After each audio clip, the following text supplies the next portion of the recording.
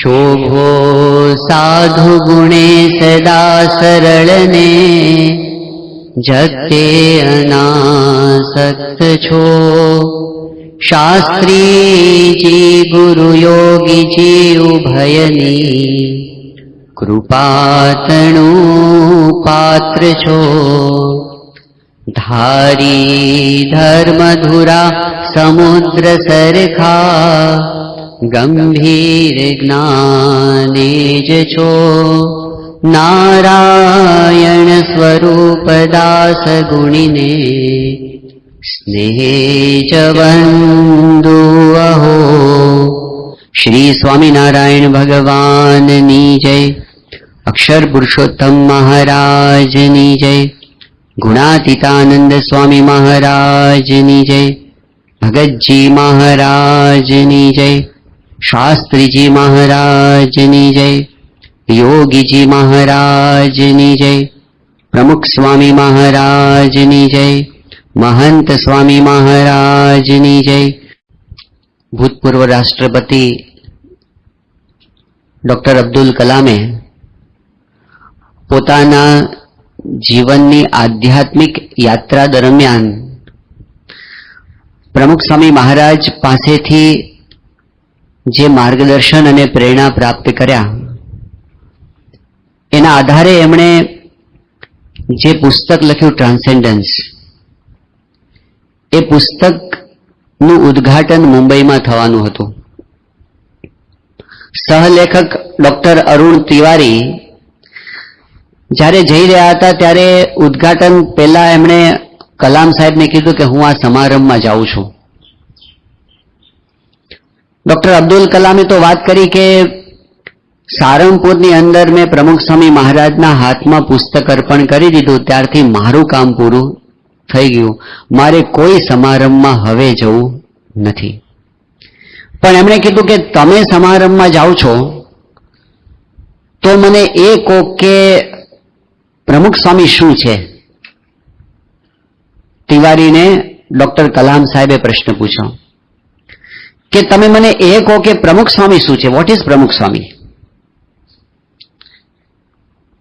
તિવારીજીએ કીધું કે ત્રણ પ્રકારના મહાપુરુષો હોય છે, સંતો હોય છે. કેટલાક એવા હોય છે જે શાસ્ત્રના જ્ઞાતા હોય છે, કેટલાક એવા હોય છે જે શાસ્ત્રને સમજાવનારા હોય છે, પ્રીચર્સ, અને કેટલાક સંતો એવા હોય છે જે સ્વયં શાસ્ત્ર હોય છે. તો હું એમ સમજુ છું કે પ્રમુખ સ્વામી મહારાજ એક એવા સંત છે જે સ્વયં શાસ્ત્ર છે. ડોક્ટર તિવારીજી આવું કીધું એટલે ડોક્ટર અબ્દુલ કલામે કીધું કે 50%, હું તમને 50% માર્ક્સ આપું છું. તો તિવારીજી કીધું તો તમે બાકીના 50% તમે ઉમેરી આપો કે મેં જે કહ્યું એમાં શું ખૂટે છે. કલામ સાહેબે કીધું કે શાસ્ત્ર શું કરે છે? શાસ્ત્ર તો માહિતી આપે છે. શાસ્ત્ર બીજાના જીવનની અંદર સિદ્ધ કરાવવું, જીવનનું રૂપાંતર કરવું, લાખોના હૃદયની અંદર આધ્યાત્મિકતાનું સિંચન કરવું, એ એકલું શાસ્ત્ર ન કરી શકે. પ્રમુખ સ્વામી મહારાજ એવા સંત છે જે ફક્ત શાસ્ત્ર નથી પરંતુ શાસ્ત્રના સિદ્ધાંતોને જીવનમાં ઉતારી શકે લાખોના હૃદયની અંદર, એવી આધ્યાત્મિક શક્તિનું સ્વરૂપ એ પ્રમુખ સ્વામી મહારાજ છે. આ કલામ સાહેબનો જે અનુભવ આપણા શાસ્ત્ર વચનો સાથે પણ મળતો આવે છે. ભગવાન સ્વામિનારાયણે વચનામૃતની અંદર વાત કરી છે, ગરડા પ્રથમનું 60મું વચનામૃત. કહ્યું છે કે એકાંતિક ધર્મની વાત શાસ્ત્રમાં તો લખી હોય, પણ જ્યારે એવા પુરુષ પ્રગટ થાય ત્યારે એમના થકી જ એ વાત જીવનમાં ઉતરે છે. ગરડા મધ્યના 13મા વચનામૃતમાં વાત કરી કે આવી ભગવાનના સ્વરૂપ સંબંધી વાત શાસ્ત્રમાં લખી તો હોય પણ સત્પુરુષ પ્રગટ ના થાય ત્યાં સુધી એ વાત હૃદયમાં સ્થિર નથી થતી. આવા સત્પુરુષ लोग कहते हैं कागज की लेखी, हम कहते हैं नैनन की देखી. આપણી વચ્ચે રહ્યા. આપણે બધાએ એમને નજરે નિહાળ્યા. એ કંઈક સંદેશ આપવા માટે આ લોકની અંદર આવ્યા હતા. કયો હતો એ સ્વામીનો સંદેશ? અગાઉ આપણે જોયું કે પ્રમુખ સ્વામી મહારાજે એક સંદેશ આપ્યો, ભગવાનમાં શ્રદ્ધા. ભગવાનના કરતાપણાની પ્રતીતિ બોલવામાં ને સાંભળવામાં નહીં. એ પ્રતીતિ એવી હોય જેનાથી આપણને આપણા જીવનના પ્રશ્નોનું સમાધાન મળે. એ કક્ષાની પ્રતીતિ આપણા જીવનમાં દ્રઢ કરવી એ પ્રમુખ સ્વામી મહારાજનો પહેલો સંદેશ હતો.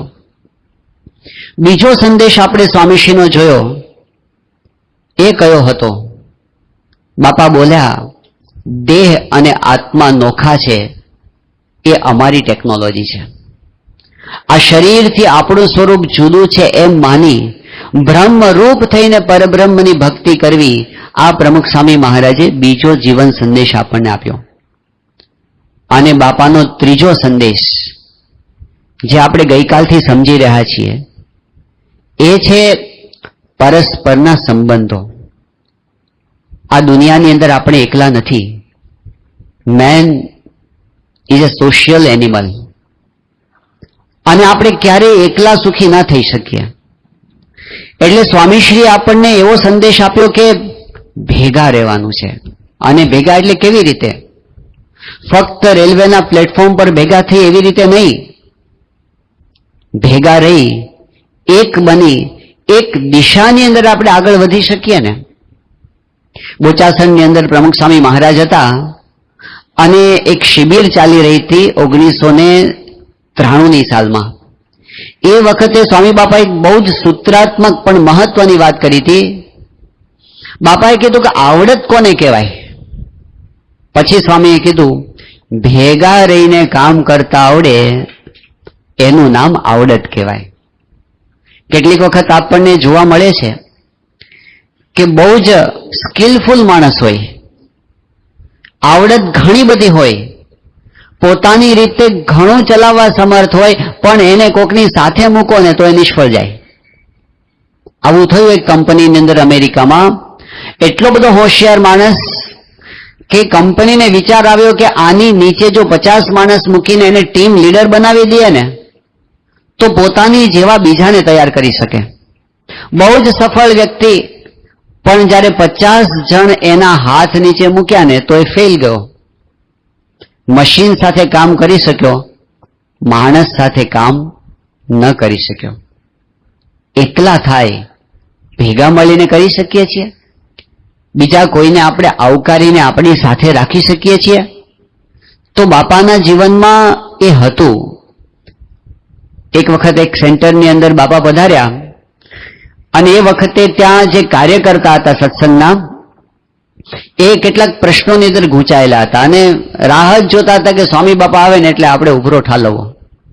બાપાને મળ્યા અને એમણે પોતાના મનના જે પ્રશ્નો હતા બધા સ્વામી પાસે રજૂ કર્યા કે સ્વામી, આ જે કામ કરવાનું થાય છે ને એમાં ફલાણાની સાથે મને કામ કરવામાં આ પ્રોબ્લેમ થાય છે, આની સાથે કામ કરવામાં આ પ્રોબ્લેમ થાય છે, એટલે મને છે ને તમે મહેરબાની કરી અને આ સેવામાંથી છૂટો કરો અને મારું રાજીનામું તમે સ્વીકારો.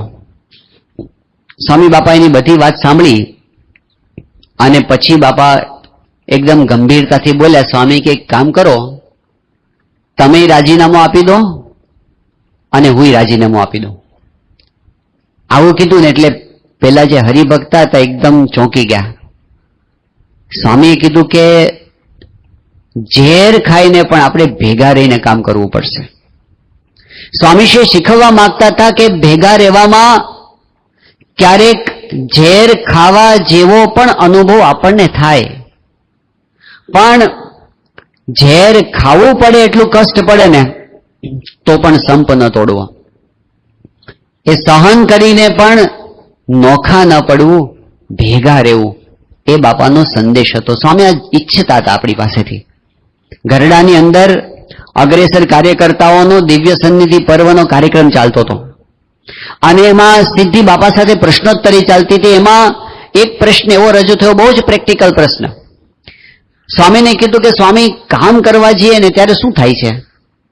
ઘણી વખત એવું થાય છે કે આપણે જો બધાને ભેગા રાખવા જઈએ અને સંપ રાખવા જઈએ ને તો કામ બગડે, અને કામને પ્રાયોરિટી આપવા માટે જઈએ તો સંપ બગડે.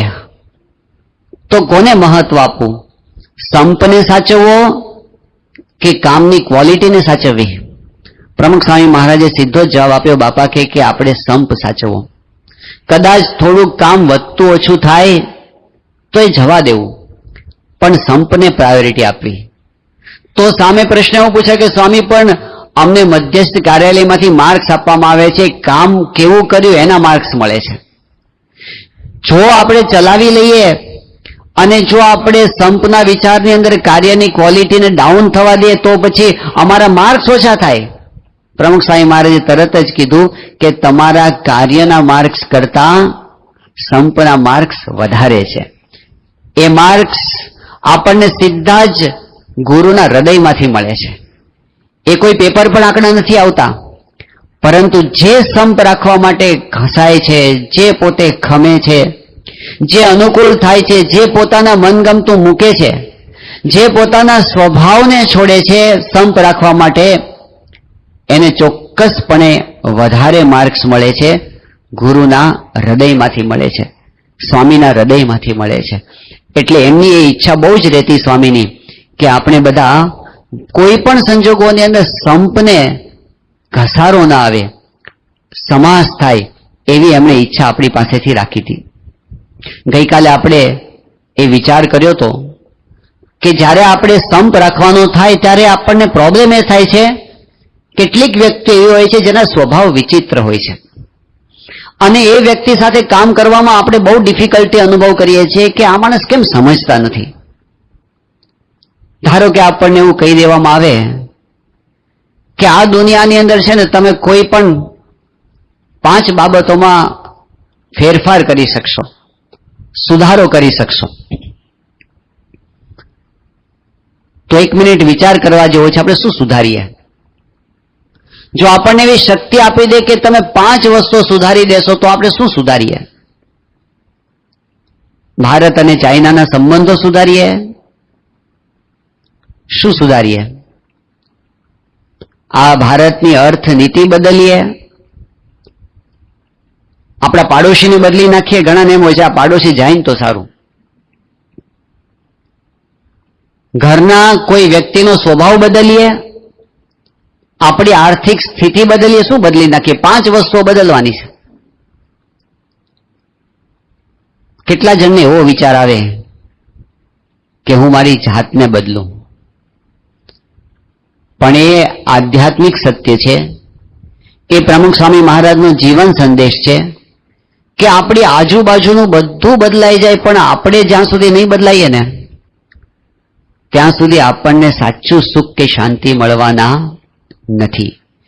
એટલે પ્રમુખ સ્વામી મહારાજે મોમ્બાસાની અંદર એ વાત કરી કે જ્યાં સુધી આધ્યાત્મિકતા નહીં આવે ત્યાં સુધી સંપ નહીં આવે.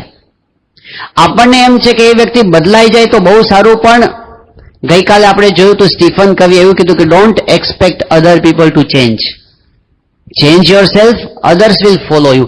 આરંભ આપણે પોતાનાથી કરીએ કે આપણે જો બદલાશું તો સામેવાળા વ્યક્તિ ઉપર એની અસર થશે જ. અને પ્રમુખ સ્વામી મહારાજ એ જ વાત આપણને વારંવાર કહેતા.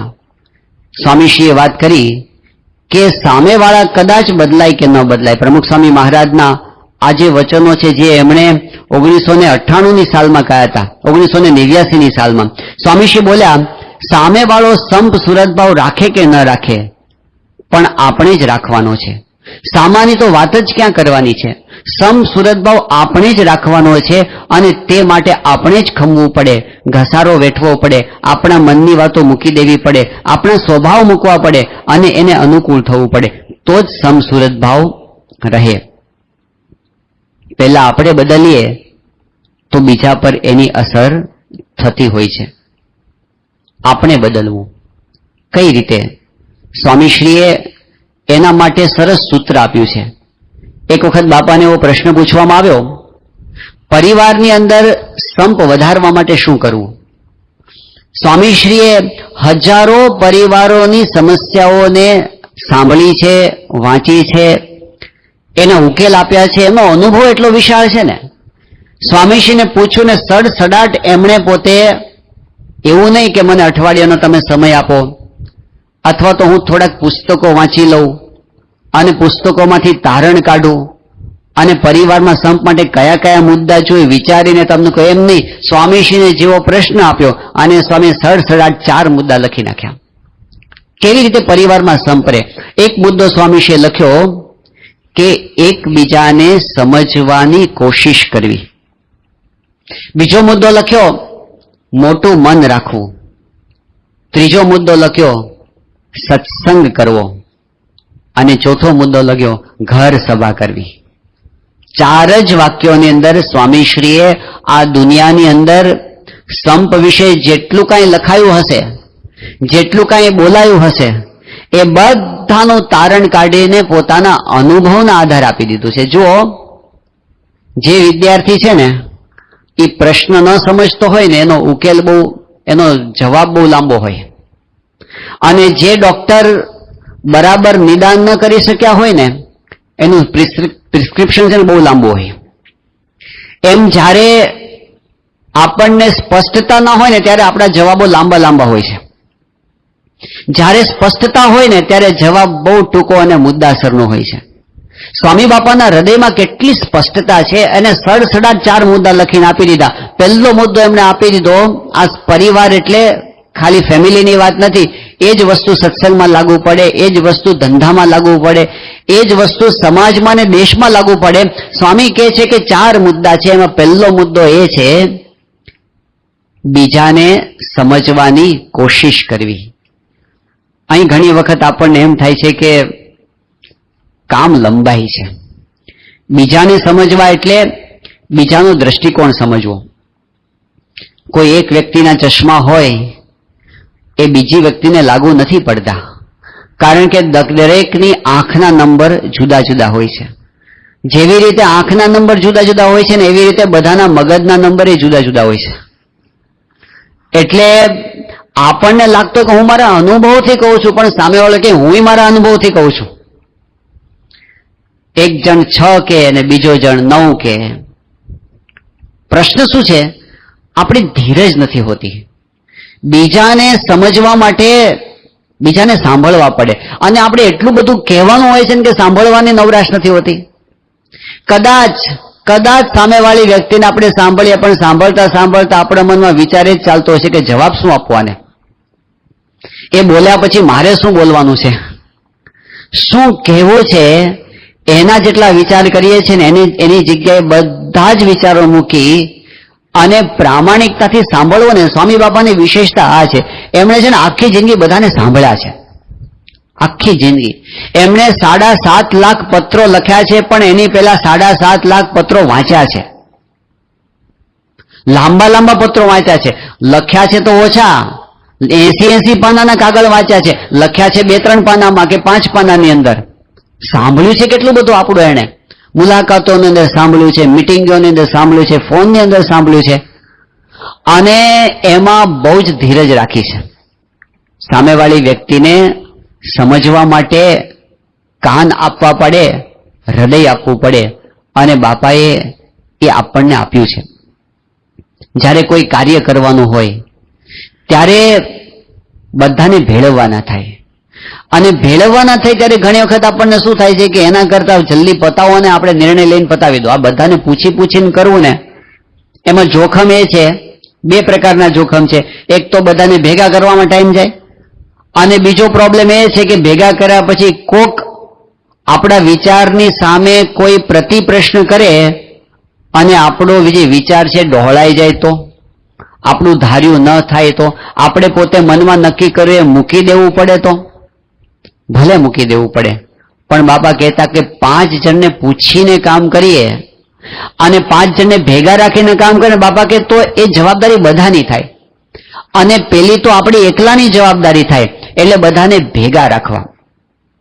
આમાં કેટલીક વખત એવું લાગે કામ ડીલે થાય છે, પણ પાછળથી ખબર પડે કે એ કામ સારું થાય છે.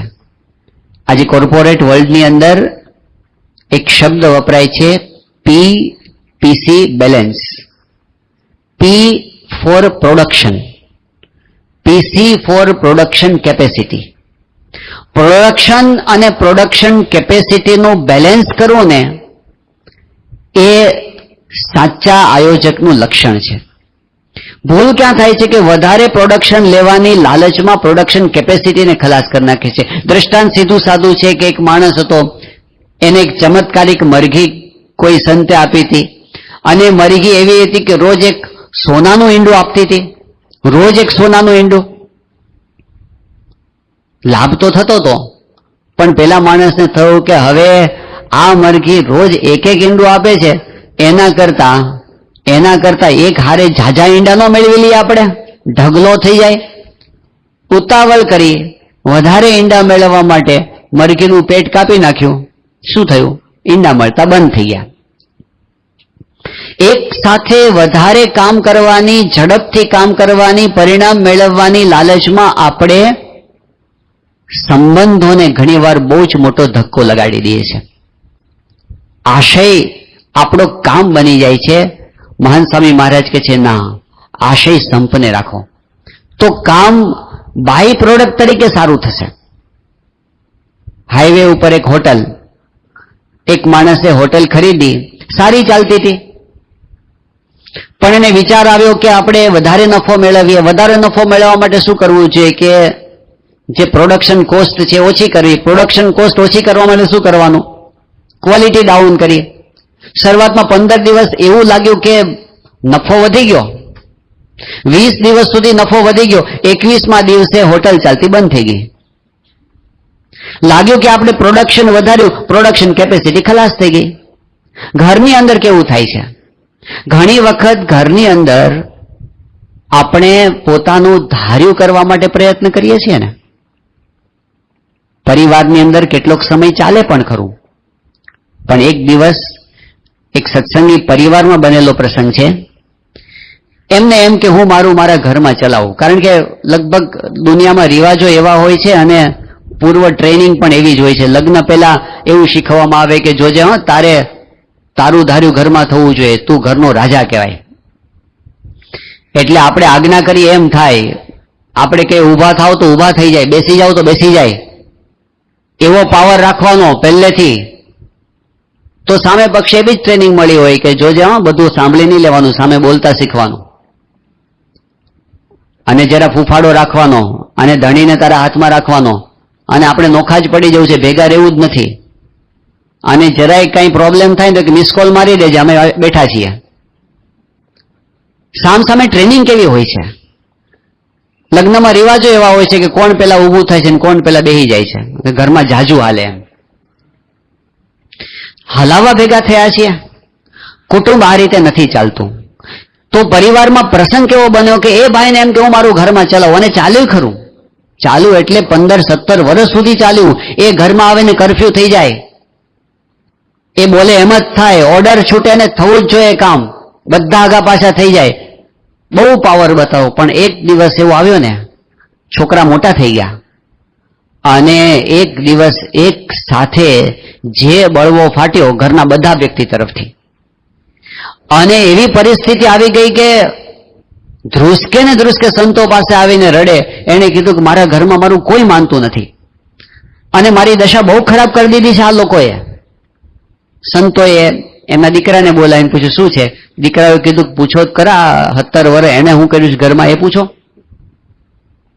આપણને લાગે કે થોડોક સમય ચાલી ગયું, કદાચ એ ચાલતું હોય ને એ વખતે પણ હૃદયથી એ આપણી સાથે ઘરના લોકો ના હોય. તો આપણે કામ કરી નાખવાની અને ધાર્યું કરાવવાની લાલચની અંદર સંબંધોને ઘણીવાર બહુ જ નુકસાન પહોંચાડી દેતા હોય છે. અને એમાં જો સૌથી વધારે અસર કરતી હોય ને તો એ છે આપણી વાણી. બહુ નાની ઉંમરથી આપણે બોલતા શીખી ગયા છીએ. આપણે લગભગ 1.5-2 વર્ષના હતા ત્યારથી બોલતા શીખી ગયા છીએ.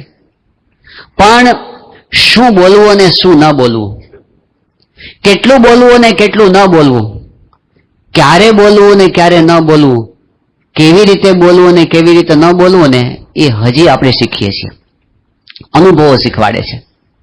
જો આપણે ન શીખીએ તો લોકો આપણને શીખવાડશે. વાણી, યોગી બાપાએ બહુ સરસ વાત આપણને કરી.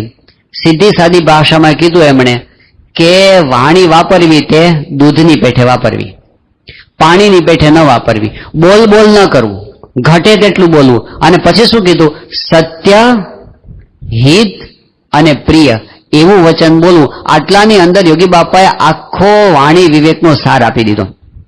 વધારે પડતું બોલવામાં આપણે સામેવાળાને સાંભળી નથી શકતા, અને વધારે પડતું બોલવાની અંદર બોલ્યા પછી એવું થાય છે કે ન બોલ્યા હોત તો સારું હતું, પછી પાછું વાળવાનું થાય છે.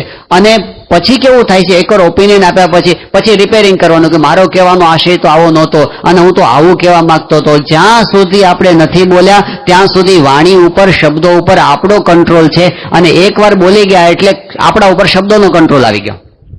હવે આપણે જસ્ટિફાઈ કરવા પડશે કે હું આવું કેમ બોલ્યો હતો.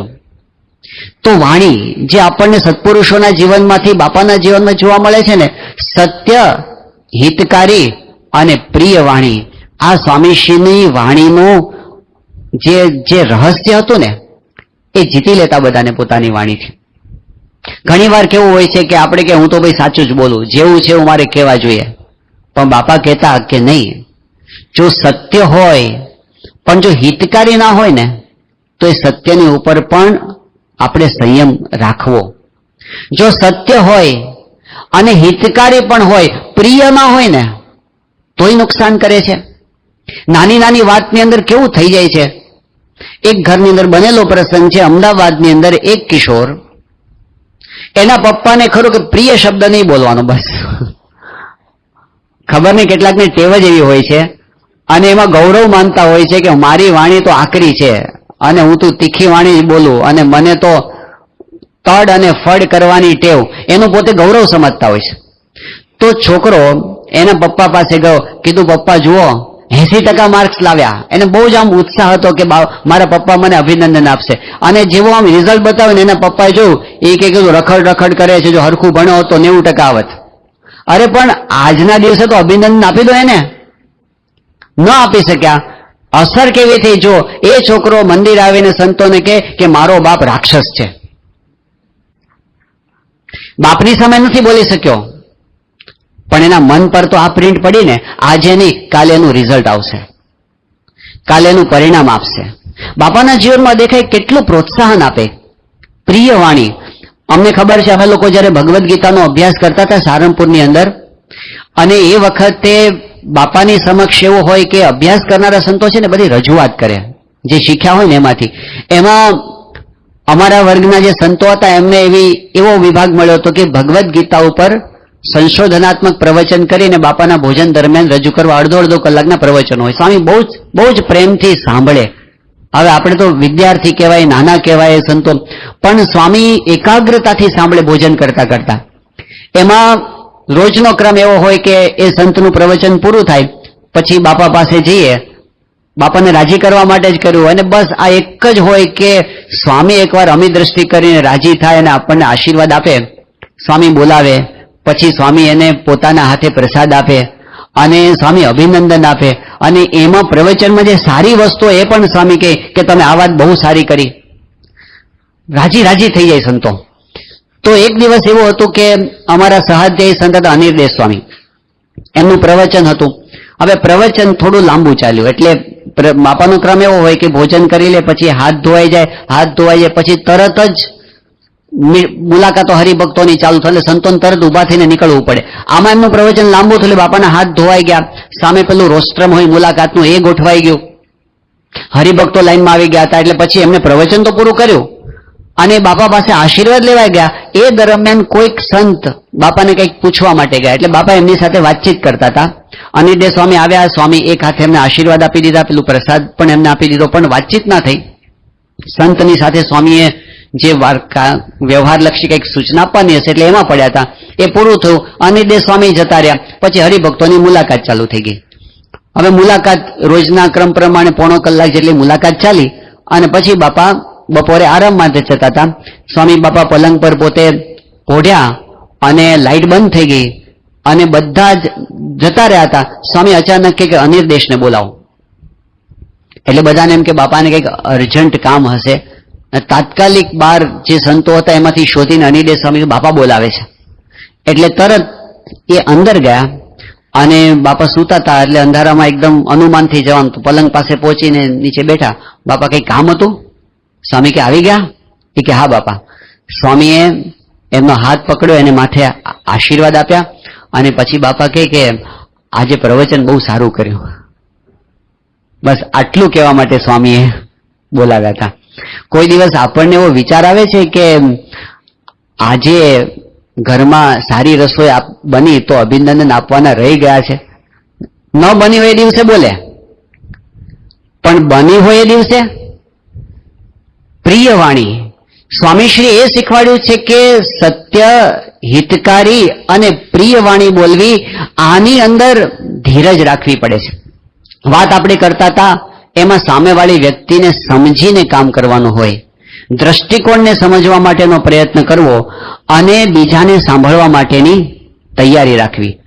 ઝડપી નિર્ણય ન કરવો અને કર્યા પછી પણ બીજાને પૂછવું કે આ ઓપિનિયન બરાબર છે. સ્વામી બાપાની રીત કેવી હતી? એ તો સર્વ કલા કોવિદ હતા, બધામાં એમને ખબર પડે. રસોઈ કેવી કરવી એ ખબર પડે, બાંધકામ કેવું કરવું એ ખબર પડે, કોઈ સમયો હોય એની અંદર આ સભા કાર્યક્રમ કેવો રાખવો એની બાપાને ખબર પડે. સ્વામી તો કલા કોવિદ હતા, બધી જ એમને ખબર પડે, એકાઉન્ટમાંય ખબર પડે અને એમને પથ્થરોમાંય ખબર પડે અને કોઈ ચિત્રકલાની અંદર ખબર પડે, મૂર્તિ કેવી બનાવે એમાંય ખબર પડે. પણ છતાંય બાપા પૂછતા કેટલું. ગાંધીનગર અક્ષરધામનું નિર્માણ કાર્ય ચાલતું હતું. ઘણો પ્રસિદ્ધ પ્રસંગ છે કે એ વખતે બાપા પોતે ગાંધીનગર જ આવ્યા હતા. હવે જે અક્ષરધામ ટીમના સંતો હતા અને જે મુખ્ય કાર્યકર્તાઓ હતા એ લોકો ઘણા સમયથી એક પ્રશ્નમાં ગૂંચવાતા હતા. અક્ષરધામની ફરતી પ્રદક્ષિણા કરવી એ તો નિર્ણય થઈ ગયો હતો અને પ્રદક્ષિણાનું કામ ચાલુ થઈ ગયું હતું. પણ પ્રોબ્લેમ એ હતો કે અક્ષરધામની પ્રદક્ષિણા જો આખી પ્રદક્ષિણા કરે તો જ એને પ્રદક્ષિણા કહેવાય, અને જો આખી પ્રદક્ષિણા આપણે કરી દઈએ બંધ તો ફ્રન્ટમાંથી અક્ષરધામના દર્શન ન થાય. અને જો આપણે અક્ષરધામના દર્શન કરવા માટે આગળનો ભાગ ખુલ્લો રાખીએ તો પ્રદક્ષિણા તૂટી ગઈ કહેવાય, એટલે કોઈ આખી પ્રદક્ષિણા ફરી ના શકે. શું કરવું એનો ઉકેલ જ કોઈ નતો આવતો. સ્વામી બાપા પધાર્યા હતા, પછી રાતના સમયે બાપા પાસે મીટિંગ થઈ, કેટલાક મુદ્દાઓની ચર્ચા થઈ, એમાં પછી આ મુદ્દો પણ આવ્યો કે બાપા હવે આનો ઉકેલ આવતો નથી, હજી એમાં આપણે ડિસ્કશન્સ કરીએ છીએ, હજી કેવી રીતે કરવું એનું સમાધાન નથી મળ્યું. ડિસ્કશન ચાલુ હતું પછી સ્વામીને આરામનો સમય થયો એટલે મીટિંગ બધી પૂરી થઈ ગઈ. સ્વામી કે આપણે કાલે જોશું.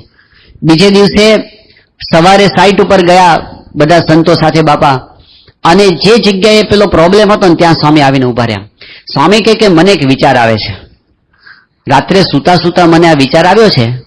બાપા કે તમે બધા વિચાર કરજો કે અનુકૂળ છે કે કેમ. અને પછી સ્વામી કીધું આપણે કામ કરીએ કે પ્રદક્ષિણા છે ને એ તો આપણે આખી પૂરી ન કરીએ, પરંતુ આ જે જગ્યા છે અક્ષરધામનો ફ્રન્ટ ભાગ, ત્યાં આગળ આપણે પ્રદક્ષિણાની જ ઊંચાઈનું એક પ્લેટફોર્મ બનાવી દઈએ, આપણે એક પોડિયમ બનાવી દઈએ અને પ્રદક્ષિણા ત્યાં આટલો ભાગ ખુલ્લો રાખી દઈએ, જેથી ફ્રન્ટમાંથી અક્ષરધામના દર્શન થાય. આટલું કીધું ને ત્યાં તો બધાને એકદમ કે $1 million સજેશન, બાબા કરવા જેવું જ છે. સ્વામી કે ઉભા રહો, આ તો મને વિચાર આવ્યો છે, તમે બધા ભેગા થઈને પાછા શાંતિથી વિચાર કરજો, જો અનુકૂળ આવે તો તમે કરજો, બાકી આ પ્રમાણે જ કરવું એવો મારો આગ્રહ નથી. આપણને શું થાય, હવે જો મેં એક વિચાર કરી લીધો છે અને તમે બધા આમ કરવાનું છે, ટીમમાં બધાને ભેગા રાખીને કામ કરવો ને એ બાપાની હથોટી હતી. અને એના માટે ધીરજ કેટલી રાખતા.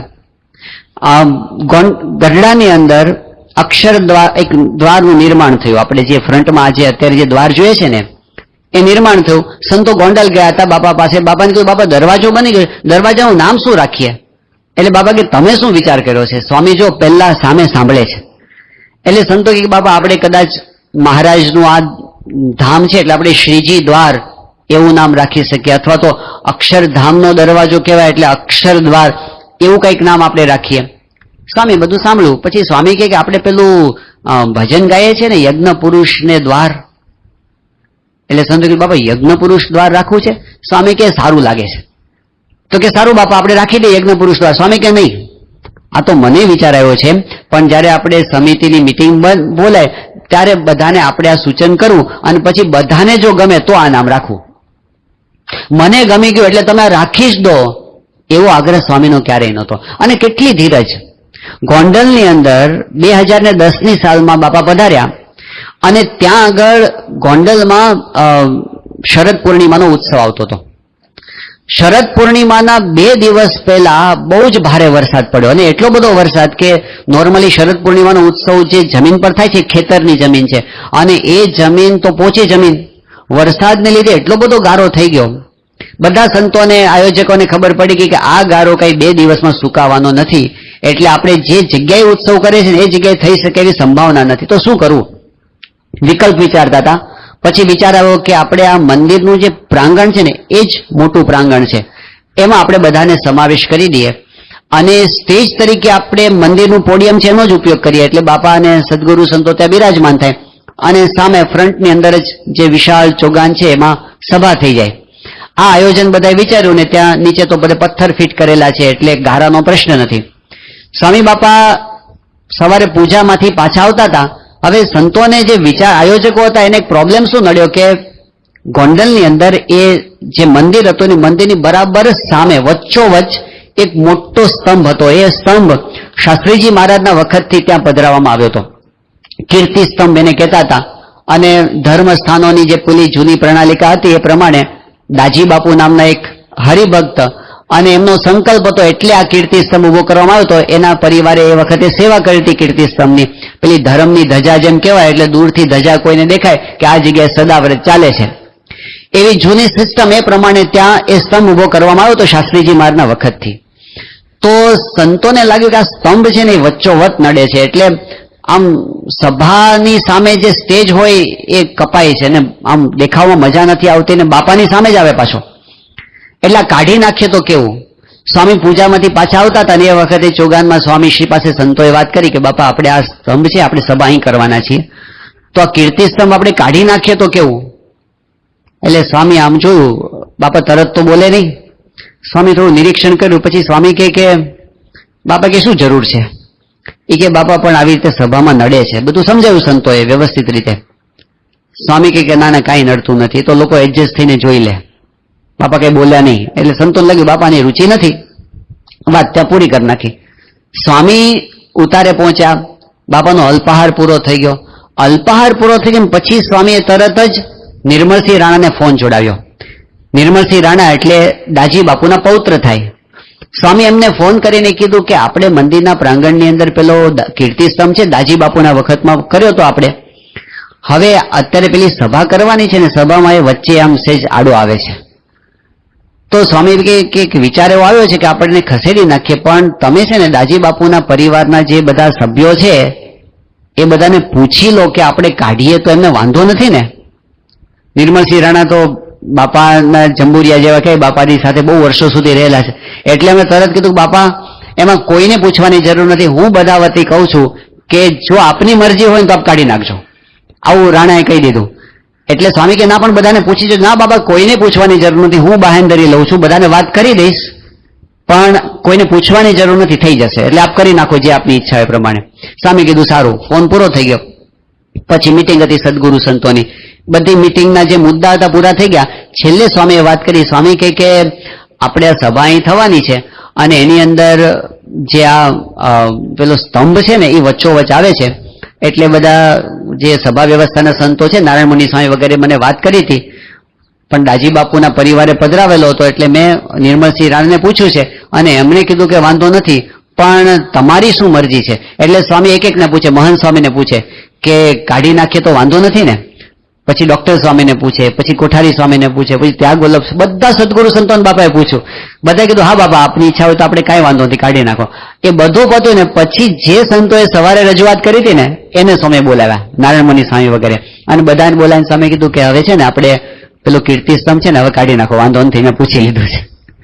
પહેલી વખતે સ્વામીએ સાંભળ્યું ત્યારે પણ એમને એવું લાગ્યું હતું કે કાઢી નાખવા જેવું છે, પણ ઉતાવળ ના લીધી. જુઓ, નિર્ણય લેવાની અંદર સ્વામી બધાને ભેળવે છે. આટલું કર્યા પછી પેલાય કરી નાખ્યો તો બાપા નિર્ણય લેવા કોને પ્રશ્ન હોય?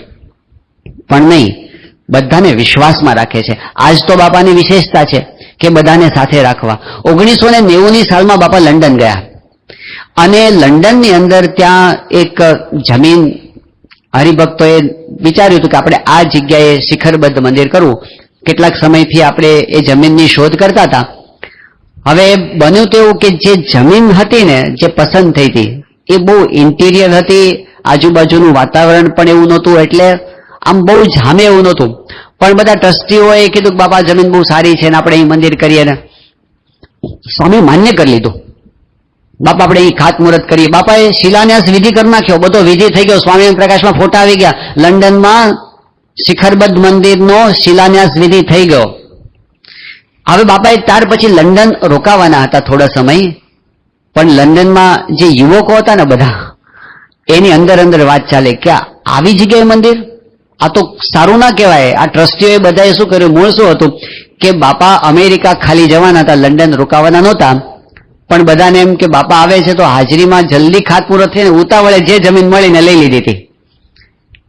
તો પસંદ નહોતી આ બધાને, એટલે એ યુવકો બધા બાપાને મળવા માટે ગયા અને સ્વામીને કીધું કે બાપા આ પેલી જે જગ્યાએ મંદિર થવાનું છે, તો આવી જગ્યાએ મંદિર કરવાનું આપણે? સ્વામી કઈ બોલ્યા નહીં. પેલા યુવકે બોલો બાપા આપની શું મરજી છે? આ ટ્રસ્ટીઓએ બધાએ કીધું એટલે આપ હા પાડી ને, બાકી આપની મરજી નથી ને? તમને ગમે છે આ જમીન? સ્વામી બધા યુવકોને કીધું કે જુઓ આપણે આ જગ્યાએ જ મંદિર કરવાનું છે, આ સારી જગ્યા છે. તો યુવકો રડ્યા, એને રડીને કહ્યું બાપા આવી જગ્યાએ? સ્વામી કે જો મારી મરજી છે ને એટલે આપણે અહીં મંદિર કરવું છે, મારી ઈચ્છા છે ને એ સારું થશે. આવું કહીને બાપા યુવકોને શાંત પાડી દીધા. એ તો બધા બહાર નીકળી ગયા. સ્વામીને તરત ત્યાંથી અમેરિકા જવાનું હતું. સ્વામી અમેરિકા 1 મહિનો રોકાવાના હતા, કિક ઓફ સેરેમની માટે બાપા ગયા હતા CFI ના. તો અમેરિકા ગયા પછી સ્વામીશ્રીએ ત્યાંના હરિભક્ત હતા લંડનના ચંદુભાઈ દાલિયા, એને ફોન કર્યો અને સ્વામી કીધું કે તમે છે ને મંદિર માટે જગ્યા શોધતા રહેજો, બીજી સારી મળે ને તો, અને કોઈને કહેતા નહીં, એને જો મળે તો મને કહેજો. આ બાજુ ચંદુભાઈ દાલિયા જગ્યા શોધતા હતા અને એમાં બરાબર જે જગ્યાએ નિસ્દનમાં આપણું હરિમંદિર હતું, એ હરિમંદિરની બરાબર સામે એક બીજી પ્રોપર્ટી વેચવા માટે બોર્ડ લગાડ્યું કે આ જમીન વેચવાની છે. અને ચંદુભાઈ દાલિયાએ બાપાને ફોન કર્યો કે બાપા આપણે મંદિરની પેલી સામે નથી ઓલી ગેરેજ વાળી જગ્યા, એ વેચાવા માટે આવી છે. સ્વામી કહે કે તમે છે ને તમારા નામે ખરીદી લો અત્યારે જ. બાપા એમને કહી દીધું. સ્વામી અમેરિકાથી પાછા આવ્યા લંડન, પછી બધા ટ્રસ્ટીઓને ભેગા કર્યા અને સ્વામી કહે કે આપણે આ ચંદુભાઈ છે એને જમીન એક જોઈતી અને મને વાત કરી હતી કે મંદિરની સામેની જમીન છે વેચાવા માટે આવી છે. તો સ્વામી કહે કે મને જમીન ગમી છે, તમને કેવું લાગે છે? તો બધાએ કીધું કે હા સ્વામી બરાબર છે, આ તો આપણી જૂની જમીન છે, એની સામે જ આ નવી જમીન આવી જાય તો બંને ભેગું થઈ જાય અને આપણને બહુ કામ લાગે. સ્વામી કે તો પછી આપણે એ જ રાખીએ.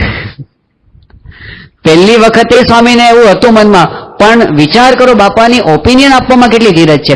પેલા યુવકો જે વખતે સ્વામીને કહેવા માટે ગયા હતા કે સ્વામી આ બધા વડીલ ટ્રસ્ટીઓ એ બધાએ પરાણે આ જમીન રખાવી પણ તમને પસંદ નથી ને, અને જો બાપા સહેજ એવું બોલી ગયા હોત ને કે આ મારું પણ મન તો નથી, પણ હવે શું થાય, આટલું જો બોલ્યા હોત તો ટ્રસ્ટીઓની શું હાલત થાય કહો?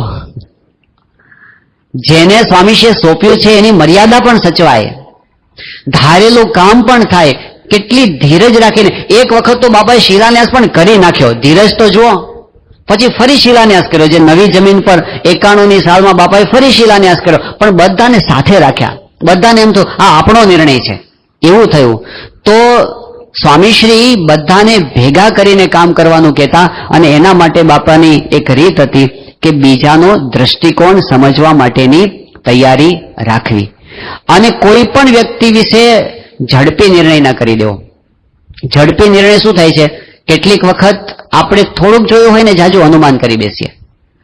પૂજ્ય આત્મસ્વરૂપ સ્વામીનો અનુભવનો પ્રસંગે ઘણી વાર કહે છે કે 1980ની સાલમાં જ્યારે પ્રમુખ સ્વામી મહારાજ નાઇરોબી પધાર્યા ત્યારે એ વખતે નાઇરોબીની અંદર એક રવિવારે સમૂહ મહાપૂજાનું આયોજન કરવામાં આવ્યું હતું. તો એની અંદર બધા હરિભક્તો બેઠા હોય, બાપા પણ પૂજા કરવા માટે બેઠા હતા સમૂહ મહાપૂજાની અંદર. અને એમાં વિધિ કરાવવા માટે નાઇરોબીના આપણા એક સંનિષ્ઠ હરિભક્ત બ્રાહ્મણ સત્સંગી નારાયણ પ્રસાદભાઈ દવે એ હતા. સરસ રીતે અમે શાંતિથી 1.25 કલાક સુધી વિધિ કરાવ્યો. બાપાએ બહુ રાજી થયા, હરિભક્તોને બહુ આનંદ થયો. છેલ્લે બાપાએ પછી આશીર્વાદ આપ્યા કે આપણે મહાપૂજા કરાવી છે. નારાયણ પ્રસાદભાઈએ સરસ મહાપૂજા કરાવી, બધા હરિભક્તોને શુભ સંકલ્પો પૂરા થાય એ આશીર્વાદ આપે. પછી બાપાએ કીધું કે હવે આ બ્રાહ્મણે વિધિ કરાવી છે તો બધા હરિભક્તો યથાશક્તિ એને દક્ષિણ આપજો, એવું બાપા બોલ્યા. પછીનો કાર્યક્રમ એવો હતો કે બાપા અને બધા સંતો સ્ટેજ ઉપર બેઠા હોય અને બધા હરિભક્તો વ્યક્તિગત પગે લાગવા માટે આવે. તો લાઈનમાં બધા આવતા હતા, બધા સંતો બેઠા, છેલ્લે આત્મસ્વરૂપ સ્વામી છેલ્લે બેઠા હતા. એમાં એમને જોયું કે પેલા નારાયણ પ્રસાદ ભાઈ છે ને દોડી અને પેલી રસોડામાંથી કથરોટ લઈ આવે મોટી, અને આમ છેલ્લે બેસી ગયા. જે આત્મસ્વરૂપ સ્વામી હતા લાઈનમાં, સંતોની લાઈનમાં છેલ્લે બેસી ગયા. એટલે આત્મસ્વરૂપ સ્વામી સમજી ગયા કે આ જે શું કામ બેઠા છે કથરોટ લઈને, કે બાપાએ પેલું કીધું છે ને દક્ષિણા આપજો, આ દક્ષિણા લેવા બેઠા છે. અને એમાં બન્યું કે પહેલા વ્યક્તિ આવ્યા, આવીને એમણે નારાયણ પ્રસાદભાઈ યાદ કર્યું દક્ષિણા. એટલે પેલા એ 100 શિલિંગ મૂક્યા. એ નારાયણ પ્રસાદભાઈ કે 150 કરો ને, એટલે એમને સોના 150 કર્યા. તો બીજો આવ્યો, એને કઈ 200 આપ્યા. તો નારાયણ પ્રસાદભાઈ કે 250 કરો, એટલે એને 250 કર્યા. હવે આ બધું આત્મા સ્વરૂપ સ્વામી જુએ એ કે કઈ એકેયને છોડતા નથી.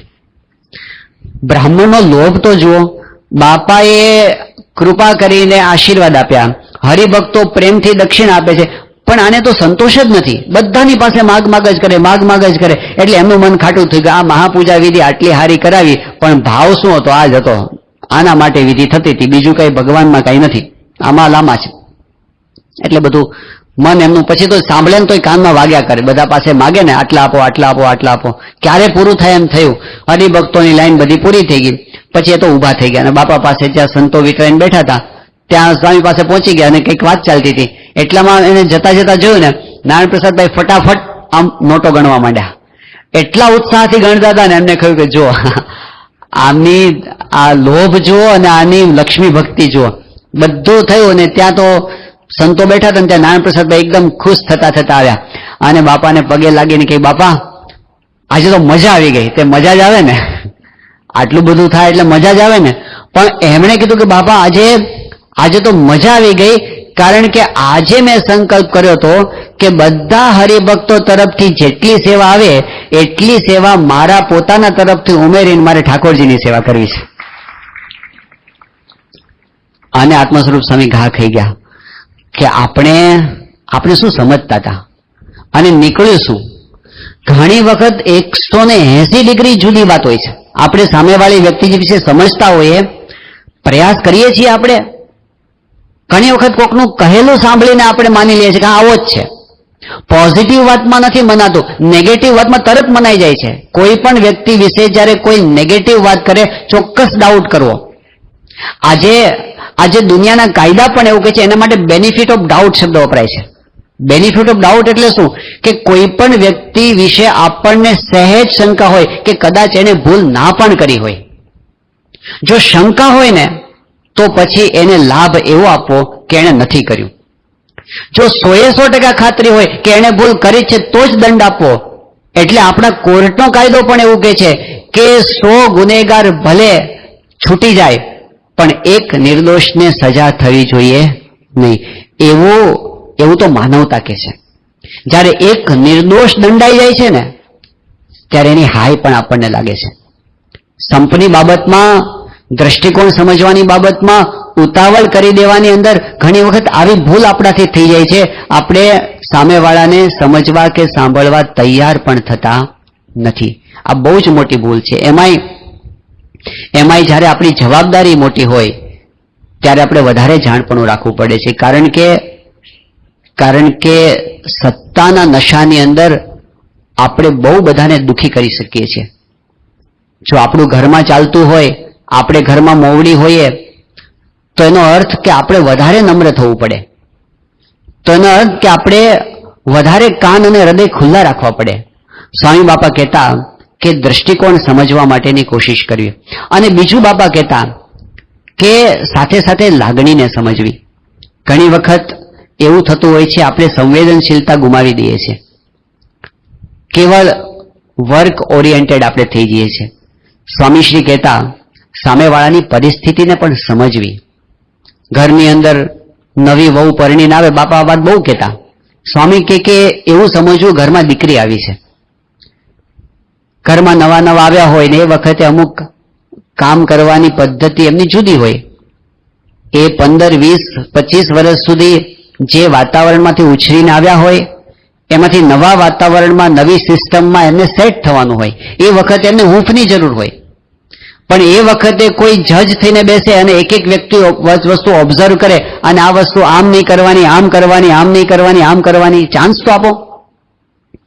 અને એમાં પણ જયારે એવા શબ્દો બોલાઈ જાય કે તને કઈ શીખવાડ્યું કે નહીં તારા મા બાપે, એવા શબ્દો વપરાય ત્યારે ઘા લાગે છે. તો સામેવાળાની લાગણીને સમજવી, ભલે એની ભૂલ હોય છતાં પણ લાગણીને સમજવી.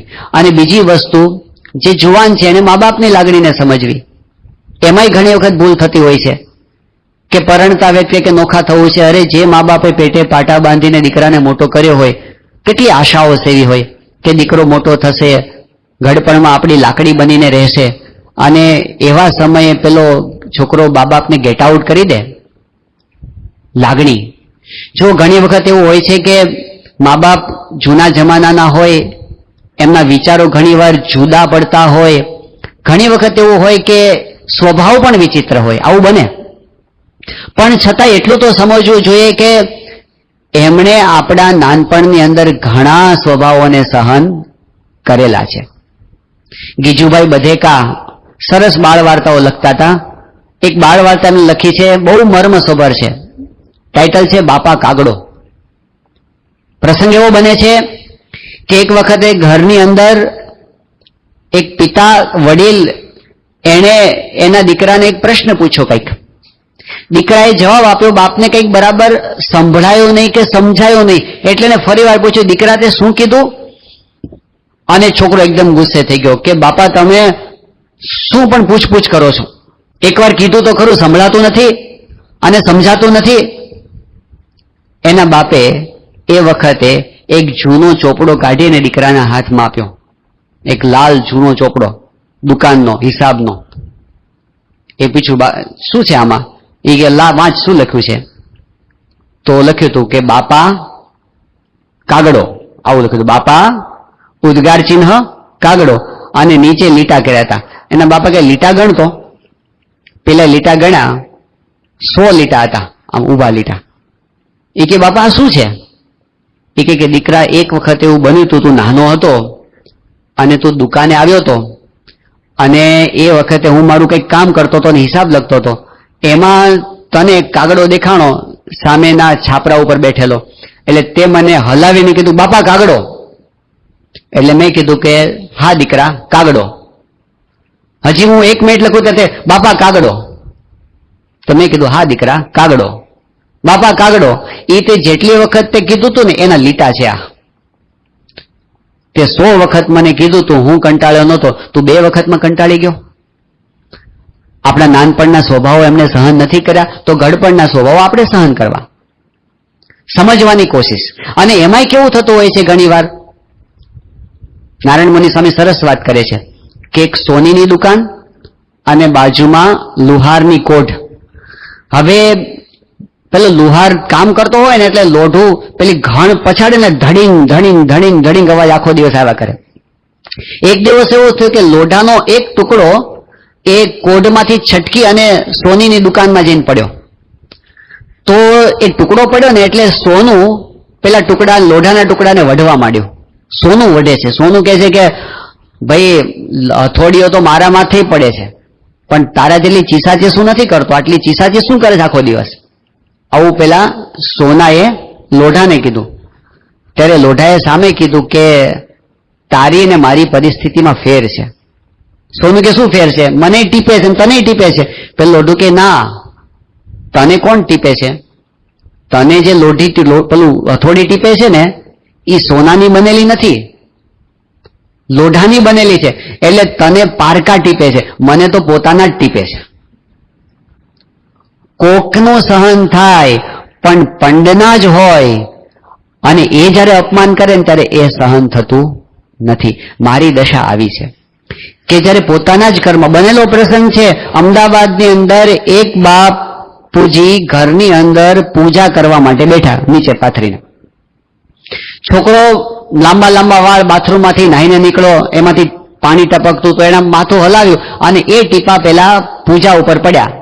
બાપુજી પૂજા કરતા હતા ને, અને એના બાપુજીને ગુસ્સો આવ્યો અને છોકરાને કહે કે ભાન નથી પડતું, તારા પાણીના ટીપા અહીં પૂજા ઉપર પડે છે. એ છોકરાને એટલો બધો ગુસ્સો આવ્યો, એના બાપને એક લાફો મારી દીધો બકબક કરે છે, આપણે જુવાન છીએ, આપણે શક્તિમાન છીએ, આપણે ઘરમાં કમાનાર છીએ, એટલે આપણને એવો અધિકાર મળી ગયો કે સામેવાળાની લાગણીનો વિચાર જ નહીં કરવાનો. થતું હોય છે આવું અપમાન. આપણે ભૂલી જઈએ છીએ કે સામેવાળાના હૃદય ઉપર આની શું અસર થશે. લાગણીને સમજવાની કોશિશ કરવી, અને એની અંદર બાપા હંમેશા કહેતા કે મોટું મન રાખવું પડે, સામેવાળાની ભૂલને માફ કરવી પડે. એ જ્યારે નથી કરતા ને ત્યારે કેટલીક વખત એવું થાય છે કે આપણે આપણી જાતને જ દંડ દઈએ છીએ.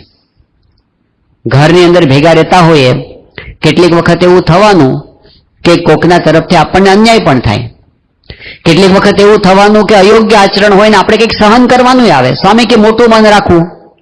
મોટું મન રાખવું એટલે શું? જતું કરવું, ભૂલી જવું, માફ કરવું, લિસ્ટ યાદ ન રાખવું. મહાન સ્વામી મહારાજ ઘણી વખત વાત કરે છે.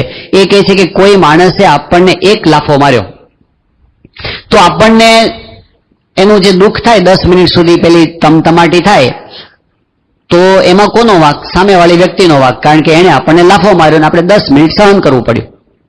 પણ આપણે શું કરીએ છીએ? એને જે એક વાર લાફો માર્યો ને એ આપણે 10 વખત યાદ કરીએ છીએ, અને એને 10 વખત સંભાળીને આપણે 10 વખત દુઃખી થઈએ છીએ. એ જે 10 વખત દુઃખી થયા ને એમાં સામેવાળાનો વાંક નથી, એમાં આપણો વાંક છે. નેગેટિવ વસ્તુઓને સંગ્રહી રાખવી. સ્વામી એક બહુ જ પ્રસિદ્ધ અને બનેલો પ્રસંગ મેડિકલ જર્નલમાં છપાયેલો મહાન સ્વામી મહારાજ વર્ષોથી કહે છે કે એક ભાઈને એવું થયું કે ઢીચણનો દુખાવો ચાલુ થયો. ધીમે ધીમે દુખાવો વધવા માંડ્યો, અને વધતા વધતા એટલો બધો દુખાવો થયો કે સહન ન થાય. ઘણી બધી દવાઓ કરાવી, ડોક્ટરોને બતાવ્યું, ફિઝિયોથેરાપી કરાવી, પણ દુખાવો મટે નહીં. તો એનો એક મિત્ર હતો, એને સલાહ આપી કે તું એક કામ કર ને કે તું મનોચિકિત્સકને બતાવ ને. પેલો કે જો મને ઢીચણમાં દુખે છે, મગજ તો મારું બરાબર છે. પેલો કે પણ તું ટ્રાય તો કર, બતાવવામાં શું વાંધો છે? આટલા પૈસા તે ખર્ચ્યા છે તો થોડાક વધારે. એને બહુ સમજાવું કે હાલો ત્યારે જઈએ. મનોચિકિત્સક પાસે ગયા, સાયકાટ્રિસ્ટ પાસે જઈને વાત કરી કે સાહેબ મને ઢીચણમાં બહુ દુખે છે. સાયકાટ્રિસ્ટ તો શું કરે? એનો હિસ્ટ્રી પૂછે. તે ઘણા બધા પ્રશ્નો પૂછ્યા. પૂછતા પૂછતા એને એવું પૂછ્યું કે તમારે કોઈની સાથે સંબંધો બગડ્યા હોય એવું છે? પેલે કીધું હા. એ કોની સાથે? એ કે મારા સગા ભાઈ સાથે. કે શું પ્રશ્ન છે? પેલા એ કીધું કે મારા ભાઈએ મારી પાસે $5000 ઉછીના માંગ્યા અને એને જરૂર હતી, મેં એને આપ્યા. પછી અમુક સમય પછી મેં પાછા માંગ્યા તો એ માણસ ફરી ગયો અને એ કે તે મને આપ્યા જ નથી અને મને જુઠ્ઠો પાડે છે. આટલું કહેતા એકદમ એ ગુસ્સામાં આવી ગયો અને એકદમ ધુઆ પુઆ થઈ ગયો. એટલે ડોક્ટરે કીધું કે તમારા રોગનું નિદાન થઈ ગયું છે. હવે તમારે જો સાજા થવું હોય તો એના માટેનો ઉપાય એ છે કે તમારે તમારા ભાઈ પાસે જઈ અને એની માફી માંગવાની. પેલો કે તમે ડોક્ટર છો કે કોણ છો? 5000 એ લઈ ગયો છે, ખોટું એ બોલે છે, માફી મારે માંગવાની. ડોક્ટર કે જો હાજા થવું હોય તો આ ઉપાય છે. પેલો કે નથી થવું, જાઓ. એ ઉતરી ગયો હેઠે, ઘરે જતો રહ્યો. 2-4 દિવસ જતા રહ્યા, પાછો દુખાવો બહુ ઉપડ્યો. એના મિત્રે ફરી કીધું કે હાલને હવે એની પાસે જે કંઈક ઉપાય મળશે. ફરી એની પાસે ગયા. એ કીધું ડોક્ટર સાહેબ કંઈક ઉપાય. ડોક્ટરે કીધું કે જો આ એક જ ઉપાય છે, તમારે સાજા થવું હોય તો તમારા ભાઈ પાસે જવું જ પડશે અને એની માફી માંગવી જ પડશે. પેલો મને તૈયાર થયો, એના ભાઈ પાસે ગયો, બારણું ખખડાવ્યું. એના ભાઈએ બારણું ખોલ્યું અને સામે આને જોયો. એને ધ્રાસકો પડ્યો કે નક્કી ઉઘરાણી કરવા આવ્યો હશે.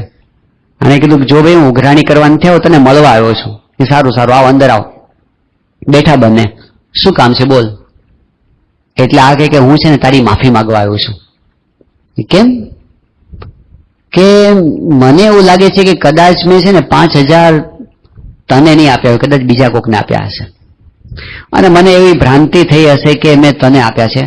પણ હવે જે થયું તે થયું, પતી ગઈ વાત. પણ સોરી, મેં અત્યાર સુધી તને બહુ ખરાબ શબ્દો કયા, તારું બહુ અપમાન કર્યું, જેમ તેમ તને બોલ્યો, તો તું મને માફ કરજે. આવું કીધું એટલે ભાઈને અંતરદ્રષ્ટિ થઈ. એ કે ના ના ભાઈ, તે મને જ આપ્યા છે. આ તો છે ને હવે મારી પાસે સગવડ નથી, પણ તું થોડી ધીરજ રાખજે, હું ધીમે ધીમે કરીને બધા તને પૂરા પાડીશ. વર્ષો પછી બંને સાથે બેસીને ચા પાણી કર્યા. એકદમ હળવું વાતાવરણ થઈ ગયું, અંતરમાં શાંતિ થઈ ગઈ. એ દિવસે ઘરે ગયો અને બહુ સારી ઊંઘ આવી. ઘણા સમય પછી બીજા દિવસે દુખાવો અડધો થઈ ગયો અને 2-4 દિવસનો દુખાવો ગાયબ. આ બનેલો પ્રસંગ છે મેડિકલ હિસ્ટ્રીની અંદર કે પેલા માણસને જે દ્વેષ ભાવ હતો ને મનમાં પ્રોબ્લેમ હતો ને એની અસર એના ઢીંચણ પર થતી હતી. હવે આનો મતલબ એવો નથી થતો કે જેને ઢીંચણનો દુખાવો હોય બધાને માનસિક છે, એવું ના સમજવું, નહીતર બધા પકડીને કહે છે તમારે કોની હારે બનતું નથી. શરીરના દુખાવા હોય છે, ઉંમર થાય એનાય ઘસારા હોય છે, પણ એટલું ચોક્કસ છે કે જ્યારે આપણને મનની અંદર કોઈના પણ પ્રત્યે કડવાશ આવીને એનાથી સામેવાળાને તો જે થવું હોય તે થાય, પણ આપણને તો નુકસાન થાય અને થાય જ.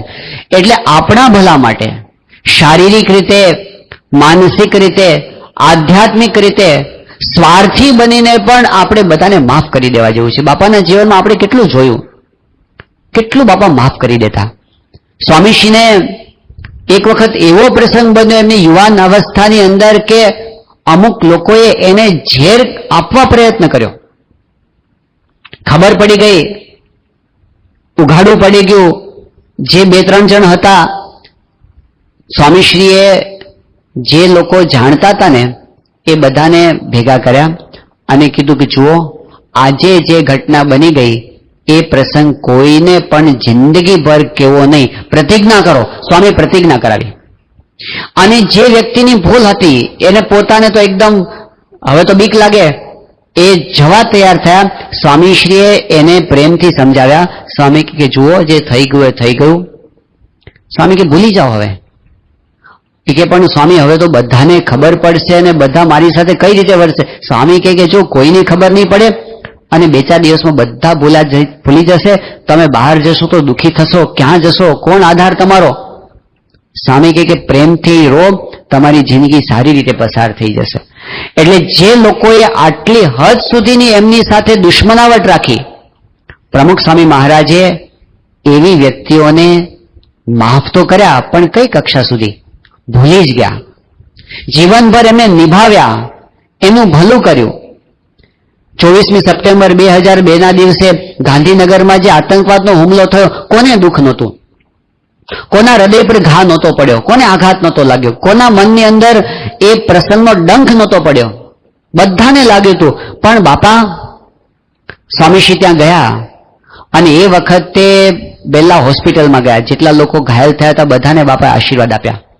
અક્ષરધામ સ્મારક પર પહોંચ્યા તો સંતોને, કાર્યકર્તાઓ બાપાને બધું સમજાવતા હતા. બાપા આ જગ્યાએથી આતંકવાદીઓ અંદર ઘૂસ્યા, પછી કીધું આ જગ્યાએ એમણે બગીચામાં આડેધડ ગોળીબાર કર્યો, કેટલાક માણસો અહીં મૃત્યુ પામ્યા. પછી એ લોકો દોડતા મેઇન મોન્યુમેન્ટ તરફ ગયા. મેઇન મોન્યુમેન્ટના દરવાજા બંધ થઈ ગયા એટલે પાછા ફર્યા અને પાછા ફરીને હોલ નંબર 1માં એક્ઝિબિશનમાં પાછળથી એન્ટ્રી કરી એક્ઝિટમાંથી, અને ત્યાં આગળ સૌથી વધારે માણસોને માર્યા. આ બધું સ્વામીશ્રીને બતાવતા હતા.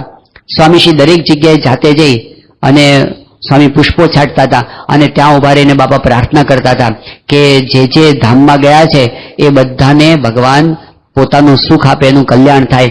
એ પ્રાર્થના કરતા કરતા સ્વામી સાવ છેલ્લે બાપાને કીધું કે બાપા પેલું દૂર જે ઝાડ દેખાય છે ને એ જગ્યાએ સવારે 7 વાગ્યાની આસપાસ બંને આતંકવાદીઓને ઠાર કરવામાં આવ્યા. સ્વામી કે ચાલો આપણે ત્યાં જઈએ. અને સ્વામી ત્યાં ગયા. કોઈને કલ્પના નહોતી. પ્રમુખ સ્વામી મહારાજે એ જગ્યાએ પણ પુષ્પો છાંટ્યા અને સ્વામી ત્યાં ઉભા રહી અને હૃદયપૂર્વક પ્રાર્થના કરી કે આ 2 જે આતંકવાદી હતા એના આત્માને પણ ભગવાન શાંતિ આપે અને એનું પણ ભલું કરે. એમનું હૃદય કેવું હતું? સ્વામીશ્રીના હૃદયમાં કોઈનાય પ્રત્યે દ્વેષ નહોતો. બધાનું સારું થાય એ ભાવના એમણે રાખી છે અને ભૂલોને માફ કરી છે, ભૂલી જ ગયા છે. કોઈ એક હરિભક્ત એક વખત સંસ્થામાં હતા, પછી સંસ્થામાંથી યોગી બાપાના વખતમાં અમુક લોકો નીકળી ગયા હતા, એના પક્ષની અંદર ભળ્યા અને એના પક્ષની અંદર એને પ્રમુખ સ્વામી મહારાજ વિશે બહુ જ ખરાબ શબ્દોની અંદર એ બોલતા, પ્રમુખ સ્વામી મહારાજનો વિરોધ કરતા.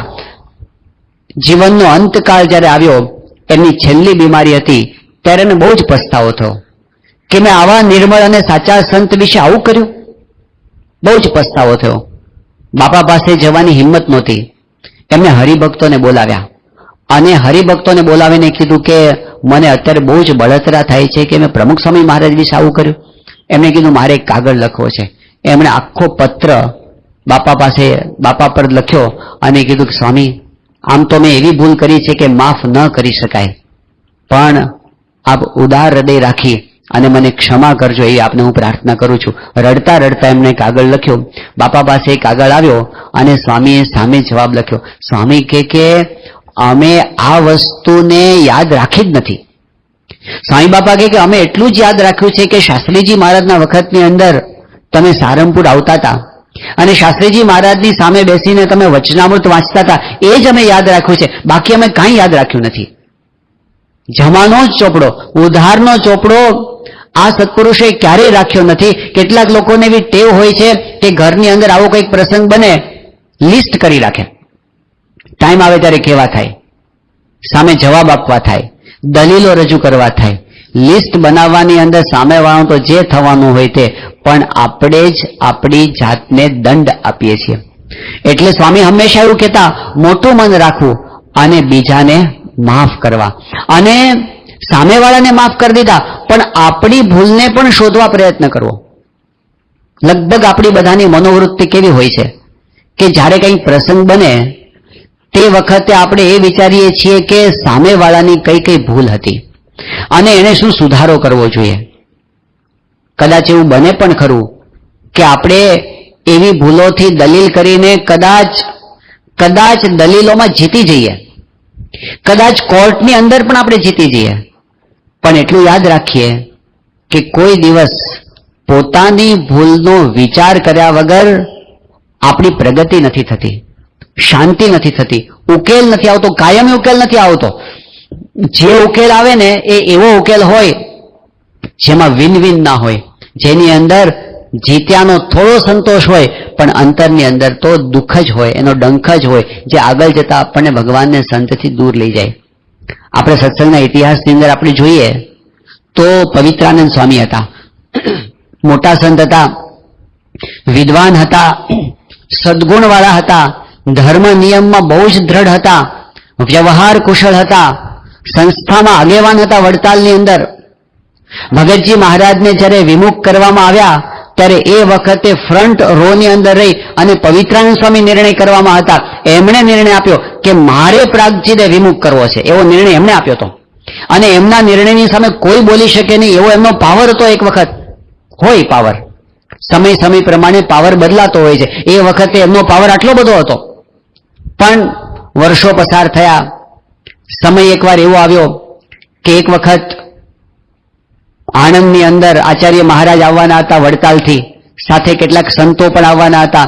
પવિત્રાનંદ સ્વામી પણ એમની સાથે જ આવ્યા હતા. કોઈ હરિભક્તને પધરામણી વગેરે પ્રસંગ હતો, પછી એકાદ બે દિવસથી રોકાવાનું હશે.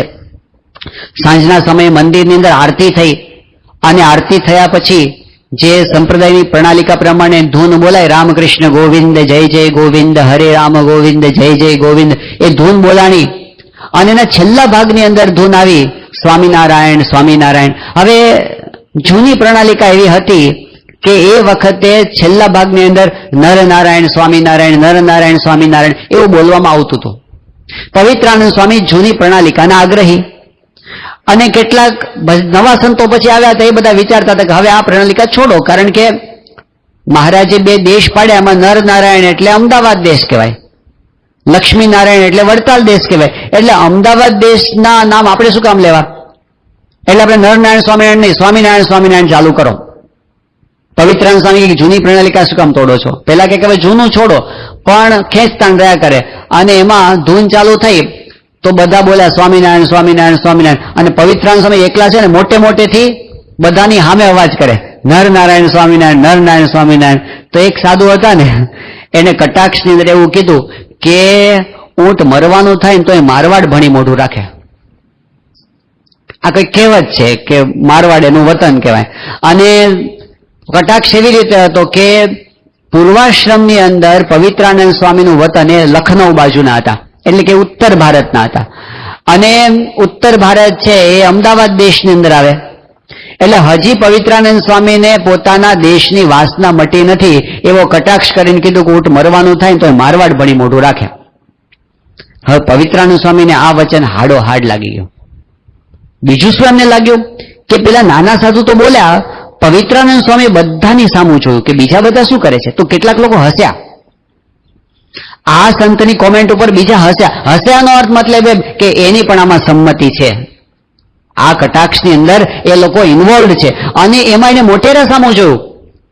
તો મોટા જે લોકો હતા આચાર્ય વગેરે, એને પેલા સંતને ઠપકો ના આપ્યો કે પવિત્રાનંદ સ્વામીને આવું કહેવાતું હશે, એવો ઠપકો ના આપ્યો. એટલે તેમને હાડો હાડ લાગી ગયું કે આનો મતલબ એમ થયો આ બધા મને ઊંટ જેવો સમજે છે. આઘાત એટલો બધો લાગ્યો, વસમો એટલું બધું લાગ્યું, તાવ આવી ગયો, ટેમ્પરેચર વધી ગયું શરીરનું, એકદમ નંખાઈ ગયા, ક્યાંય ગમે નહીં, એટલી બધી બેચેની લાગુ પડી ગઈ. એને એના સાથેના સંતને કીધું, સેવક સંતને, કે આપણાથી રહેવાશે નહીં, હમણાં આપણે વડતાલ હાલ્યા જઈએ. રાતે ને રાતે વડતાલ પાછા આવી ગયા. પણ અહીંયા આવ્યા પછી પણ બળતરા મટે નહીં, અંતરમાં ઉદ્વેગ, અશાંતિ અશાંતિ અશાંતિ. પવિત્રાનંદ સ્વામી પાછા એટલા સમજુ હતા કે આવા સમયે શું કરવું જોઈએ. એમને તો જો કથા વાર્તા સાંભળીએ તો શાંતિ થાય. એટલે એમને એ વખતે પોતાના શિષ્યને કીધું કે જો ને સભા મંડપમાં કોઈ આપણને કથા સંભળાવે એવા કોઈ છે. એ સભામાં જોવા માટે ગયા. એને કીધું સાહેબ બીજા તો કોઈ નથી, પણ પ્રાગજી ભક્ત બેઠા છે. પવિત્રાનંદ સ્વામી કે બોલાવો એમને. પ્રાગજી ભક્ત આવ્યા. પવિત્રાનંદ સ્વામી કે પ્રાગજી, અંતરમાં શાંતિ થાય ને એવી કંઈક વાતો કર. ભગતજી મહારાજ તો સમજતા હતા અંતર્યામીપણે શું થયું છે બધું. એમને વચનામૃત પંચાળાનું ત્રીજું ખોલાવ્યું અને એ વચનામૃતનો પહેલો જ પેરેગ્રાફ વંચાવ્યો. એમાં એવી વાત આવી કે જે વ્યક્તિ બીજાના દોષને જુએ છે અને પોતાના અવગુણને નથી જોતો એ મૂર્ખ છે. હવે આ વાત પવિત્રાનંદ સ્વામીને ભગતજી મહારાજે જે રીતે નિરૂપીને એમને એકદમ અંતર્દ્રષ્ટિ થઈ ગઈ. અને પવિત્રાનંદ સ્વામી અત્યાર સુધી એવો વિચાર કરતા હતા કે પેલા એવું ન કરવું જોઈએ, બીજા બધા એવું ન કરવું જોઈએ, એ લોકોએ કેમ આવું કર્યું, કેમ મારી સાથે આવો વ્યવહાર, એવા વિચાર આવતા હતા.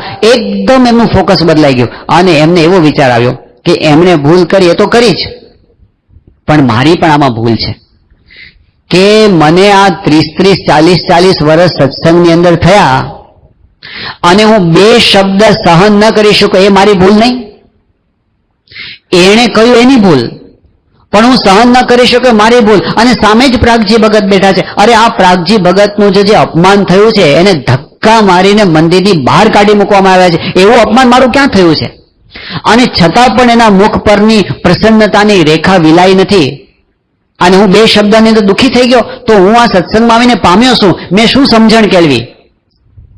આવી જયારે એમને અંતર્દ્રષ્ટિ થઈ ને ત્યારે એકદમ શાંતિ થઈ ગઈ. જ્યારે આપણે પોતાની ભૂલનો સ્વીકાર કરીએ છીએ ને, બાજી આપણા હાથમાં આવે છે. ત્યાં સુધી આપણને ફરિયાદો રહ્યા કરે છે, આને શું કરવું જોઈએ, આને શું કરવું જોઈએ, આને શું કરવું જોઈએ. ફોકસ પોતાની સામું થાય ને, શાંતિ થવા માંડે છે. એ જ સાચો ઉપાય છે કે આપણે પ્રોબ્લેમમાં, આપણા જીવનમાં, આપણી આજુબાજુમાં જેની પણ સાથે આપણે સંબંધોમાં કડવાશ આવી હોય ને, વિચાર એ કરવા જેવો છે મારો વાંક શું છે. હવે આ પ્રશ્ન આવશે ને એટલે તરત જ આપણી અંદરથી એક જવાબ આવશે કે મારો એકલાનો વાંક નહોતો, એનોય વાંક હતો. ચલો સ્વીકાર્યું, એનોય વાંક હતો, પણ આપણો હતો કે નહીં? એ કે એનો વાંક જાજો હતો ને મારો વાંક થોડો હતો. ચલો એ સ્વીકાર્યું, 90% એનો વાંક હતો અને 10% આપણો વાંક હતો, પણ આપણે નિર્દોષ છીએ. જો આપણે ઉકેલ લાવવો હોય ને શાંતિ મેળવવી હોય ને ભગવાનને સંતને રાજી કરવા હોય ને તો 10% વાંક પણ આપણે જોવો જોઈએ. તો કે ના પહેલા એને શરૂઆત કરી હતી, પછી મારાથી કેવી રીતે રહેવાય, અને માણસ કેટલું સહન કરે, પછી એને કે હદ હોય કે નહીં, હદ હોતી જ નથી. સત્પુરુષના જીવન સામે જુઓ, આપણો આદર્શ એ છે. એમની સાથે કમ્પેર કરીએ તરત આપણને આપણી ભૂલ દેખાશે. જે દિવસે આપણને આપણી ભૂલ ખબર પડે ને તો યોગી બાબા કાયમ આ વાક્ય બોલતા, હરી કૃપા જબ હોવત હે તબ સૂજત અપના દોષ. સમજવું કે ભગવાન આપણા પર રાજી થયા. જ્યારે મને મારી ભૂલ ખબર પડી, સમજવું કે ભગવાનની મારા પર કૃપા દ્રષ્ટિ છે. અને જે વખતે આપણને ભૂલ પડે, યોગી બાપા તો એવું કહેતા, એમ સમજવું કે ભગવાનનું દર્શન થયું. પોતાની ભૂલનું દર્શન એ ભગવાનનું દર્શન થયા તુલ્ય છે. એનો સ્વીકાર કરવો. જ્યારે આપણે સાચા હૃદયથી સ્વીકાર કરીએ છીએ, આમાં પ્રોબ્લેમ શું હોય છે? મન મુટાવની અંદર પહેલ કોણ કરે? આપણને ખબર હોય કે મેં ભૂલ કરી છે, સામેવાળાને ખબર હોય કે મેં ભૂલ કરી, પહેલા નમે કોણ? એમાં આપણો અહંકાર નડે છે. પણ નમવામાં મજા છે, એના ફળ મીઠા છે. આપણા સત્સંગના ઇતિહાસમાં એક અદભુત પ્રસંગ બની ગયો. આફ્રિકાના સત્સંગની શરૂઆત જે થઈ ને એમાં 2 હરિભક્તોથી થઈ હતી. એક હરિભક્તનું નામ મગનભાઈ, બીજા હરિભક્ત હરમાનભાઈ. બંને મંડળમાં 2 જ હરિભક્ત, આખા આફ્રિકામાં 2 જ હરિભક્ત, અને 2 જ જણા અઠવાડિક સભા કરે, ભેગા મળીને સત્સંગ કરે. હવે એકવાર એવું થયું કે બંને જણા વોલીબોલ રમતા હતા, અને વોલીબોલ રમતા રમતા ઝઘડો થયો. રમતા રમતા લડી પડે ભાઈ, માણસ છે. હસતા હસતા રડી પડે ભાઈ, માણસ છે. રડી એટલો ઝઘડો થયો કે બંને વચ્ચે બોલા થઈ ગયા, બોલવાનો વ્યવહાર બંધ. અને એમાં સભાનો દિવસ આવ્યો અને સભાનો સમય આવ્યો. હવે 2 જ માણસ સભામાં ભેગા થતા હોય અને 2 વચ્ચે બોલવાનો વ્યવહાર બંધ થઈ જાય તો સભા કેવી રીતે થાય? એટલે આ બાજુ મગનભાઈના મનમાં વિચાર આવે કે આપણે બોલા તો લીધા જ, પણ સભાનું શું થશે? પેલી બાજુ હરમાનભાઈને વિચાર આવે કે સભાનું શું થશે? બંને મનમાં વિચાર આવે કે મગનભાઈ વિચાર કે હરમાનભાઈ જો આવે ને તો સારું, હરમાનભાઈ જો મગનભાઈ આવે તો સારું. મુખે કોણ, પહેલ કોણ કરે? છેવટે છે ને પછી મગનભાઈથી હરમાનભાઈથી રહેવાનું નહીં. એટલે છે ને ધીમે ધીમે ચાલતા ચાલતા આવ્યા મગનભાઈના ઘરે, અને ધીમે ધીમે બહારનું ખખડાવ્યું અને કીધું કે મગનભાઈ સભા નથી કરવી? મગનભાઈ કે બહુ સારું થયું તમે આવી ગયા, હું વિચાર કરતો હતો કે તમે આવો તો સારું. અને એ દિવસે સભા થઈ. હવે કલ્પના કરો, એ વખતે 2 માંથી 1 જણે જો ન મૂક્યું હોત ને તો આફ્રિકાનો સત્સંગ જ ના હોત. જે ફૂલેલો ફાલેલો આવો ભવ્ય દિવ્ય સત્સંગ આફ્રિકાનો થયો, કેટલા બધા મંદિરો થયા, પણ જયારે એક મોવડી પોતાના મનનું ના મૂકે ને તો કેટલી અસર થાય. અને જો આફ્રિકાનો સત્સંગ ના હોત તો ઇંગ્લેન્ડનો ના હોત, કારણ કે આફ્રિકામાંથી જ ઇંગ્લેન્ડ ગયો છે, અને ઇંગ્લેન્ડથી જ અમેરિકાના સત્સંગની શરૂઆત થઈ છે. બાબા 70 માં ગયા ત્યારે તો અમેરિકાનો સત્સંગ ના હોત. જ્યારે કોઈ મોવડી હોય ત્યારે એની તો જવાબદારી વહેલી બને છે કે આપણે નમ્ર થઈને પોતાનું મૂકી દેવું. એ અઘરું છે. અહંકારને મૂકીને વળવું, એકવાર થૂકેલું પાછું ગળવું, એકવાર બોલ્યા પછી સ્વીકારવું, હા મારાથી ભૂલ થઈ છે, આ સ્વીકારવું, આ સહેલી વાત નથી. સ્વામી બાપાના જીવનમાં આપણે જોયું છે, બાળકોની માફી માંગી શકતા બાપા, બાળકોની માફી. અટલાદરાની અંદર 2 નાના બાળકો, એ બાળકો બાપા સાથે રોજ ગમત કરે, સ્વામીને લાભ આપે. જયારે પ્રમુખ સ્વામી મહારાજનો અમૃત મહોત્સવ આવવાનો હતો ત્યારે મોટે મોટીથી જય બોલાવે બંને. પ્રમુખ સ્વામી મહારાજ અમૃત મહોત્સવની જય. હવે અમૃત મહોત્સવ તો પૂરો થઈ ગયો. પછી બાપા 96ની સાલમાં જયારે ત્યાં ગયા, જાન્યુઆરી મહિનામાં વસંત પંચમી વખતે, એ વખતે બાળકો બાપા આવતા હતા અને સીધા એ લોકોએ જય બોલાવી, પ્રમુખ સ્વામી મહારાજ શતાબ્દી મહોત્સવની જય. એટલે બાપાએ બંને બાળકોને કીધું, જુઓ આવી જય નહીં બોલાવાની, તમને કોઈ કીધું આવું જય બોલાવવાની ના પાડી દેજો. સ્વામી કે બધો ઉત્સવ થઈ ગયો, અમૃત મહોત્સવ, હવે કઈ જય બોલાવવાની નથી. અને સ્વામી કે જો હવે જય બોલાવશો ને તો રૂમમાં પ્રવેશ નહીં મળે. બાપા નાસ્તો કરતા હોય ત્યારે દર્શનમાં આવતા હોય ને, સ્વામી કે અંદર નહીં આવવા દો, આવું સ્વામી બંનેને કીધું. તો છોકરાઓ તો ભાગી ગયા ત્યાંથી. બીજે દિવસે બાપા આવે ને તો બંને જણે પાછી જઈ બોલાવી. એકનું નામ હતું ભગવત, બીજાનું નામ હતું તિલક. એ બંને જઈ બોલાવી. પ્રમુખ સ્વામી મહારાજ શતાબ્દી મહોત્સવની છે. સ્વામી એકદમ, સ્વામી કે કેમ ના પાડી હતી તોય કેમ જઈ બોલ્યા? બાપા કે દંડવત કરો 5-5, 2 ને 5 દંડવત કર્યા. સ્વામી કે હવે આજની સજા કે 2 માંથી કોઈ અંદર આવવાનું નહીં આજે. એ તો જતા રહ્યા. બાપા રૂમમાં ગયા અને બાપાનો નાસ્તો ચાલુ થયો. એક બાજુ સ્વામીનો નાસ્તો ચાલુ થયો અને એ વખતે ગ્રંથનું વાંચન થતું હતું, પુસ્તકનું. એ પુસ્તક હતું બાળ સનેહી. એ પુસ્તક વંચાય અને બધાએ નોટિસ કર્યું કે બાપાનું ધ્યાન નાસ્તામાં નથી. સ્વામી થોડી થોડી વાર આજુબાજુ જોયા કરે. અડધો નાસ્તો થયો ને, સ્વામી કહે કે કેમ પેલા છોકરાઓ દેખાતા નથી? તો સંતો કહે બાપા આપે એમને આદેશ આપ્યો ને કે આજે નહીં આવવાનો એટલે નથી આવ્યા. તો સ્વામી એક સંતને કહે કે જાઓ ને બોલાઈ આવો. એ 2 બાળકોને ગોતવા મોકલ્યા સ્વામીએ અને 2 માંથી એક મળ્યો, ભગવત મળ્યો, પણ તિલક મળ્યો નહીં. એટલે જેવો ભગવત આવ્યો ને એટલે જેવો રૂમમાં પ્રવેશ કર્યો ને તો સ્વામીને નજીક બોલાવ્યો. સ્વામી સોરી કીધું એને. સ્વામી કે સોરી, હું તમને વઢ્યો. અને સ્વામીએ પોતાના થાળમાંથી એને પ્રસાદ આપ્યો અને માફી માગી. હવે તો તિલક બાકી રહી ગયો હતો. સાંજના સમયે સ્વામી સભામાં આવતા હતા, પાછો તિલક મળી ગયો. સ્વામી એનો હાથ પકડીને અંદર સુધી લઈ આવ્યા. ફરી સ્વામી એને માથે વાલ કર્યું અને સ્વામી હાથ જોડીને કહે કે સોરી તિલક, ગઈકાલે આજ સવારે મારાથી તને બોલાઈ ગયું ને, તને ખોટું લાગ્યું હતું, તું દુઃખ ના લગાડતો હો. એમ કરીને બાપાએ એની માફી માગી. બાપા એક નાના બાળકની માફી માગતી વખતે પણ એને ક્યારેય નાનપ અનુભવાતી નથી. કોઈને વઢ્યા હોય ને, કેટલાય વખત સ્વામી બાપાના જીવનનો પ્રસંગ બન્યો છે. સ્વામી નાના સંતની માફી માગે, સ્વામી નાના હરિભક્તની માફી માગે, સાવ ત્રાહિત વ્યક્તિની અરે ભૂલ વગર માફી માગી શકે અને હૃદયથી માગે. સ્વામી બાપા માગી શકતા હોય તો જેના નિર્માની ભગવાન એના જનને જોઈએ કેમ નથી માગી શકતા? જો આટલું થાય ને, મધુર પરિણામો આપણને મળશે.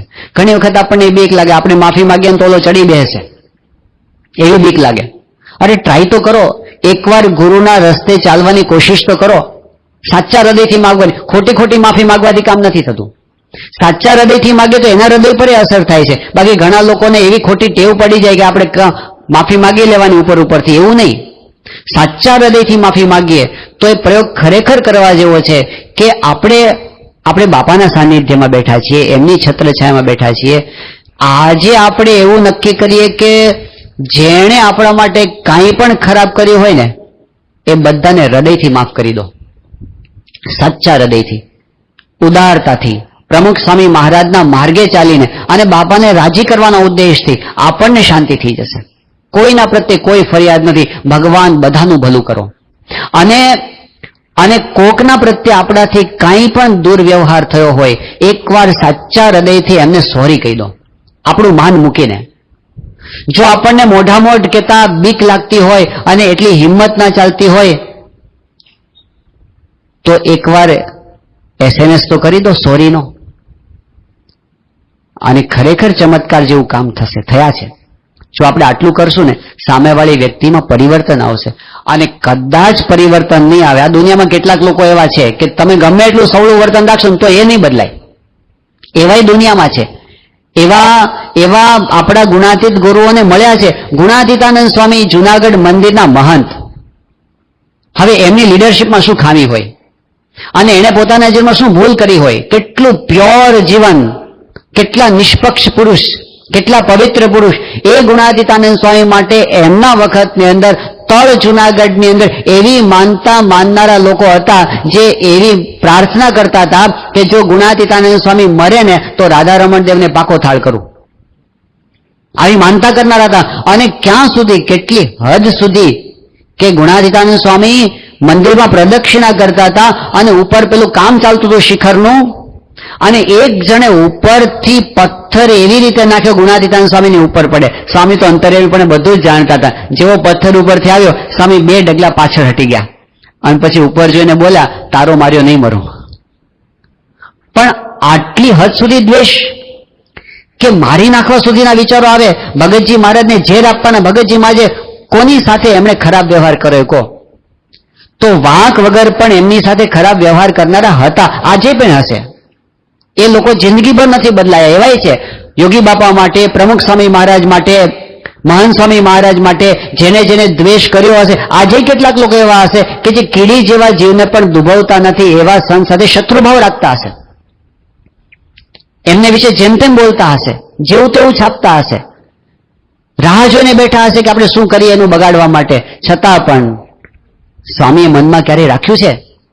પ્રમુખ સ્વામી મહારાજનો આ માર્ગ છે, એમનો જીવન સંદેશ આ છે કે આપણા તરફથી બધાને માફ કરી દેવા અને આપણા તરફથી કોઈનું ખરાબ થયું હોય તો એની માફી માગી લેવી.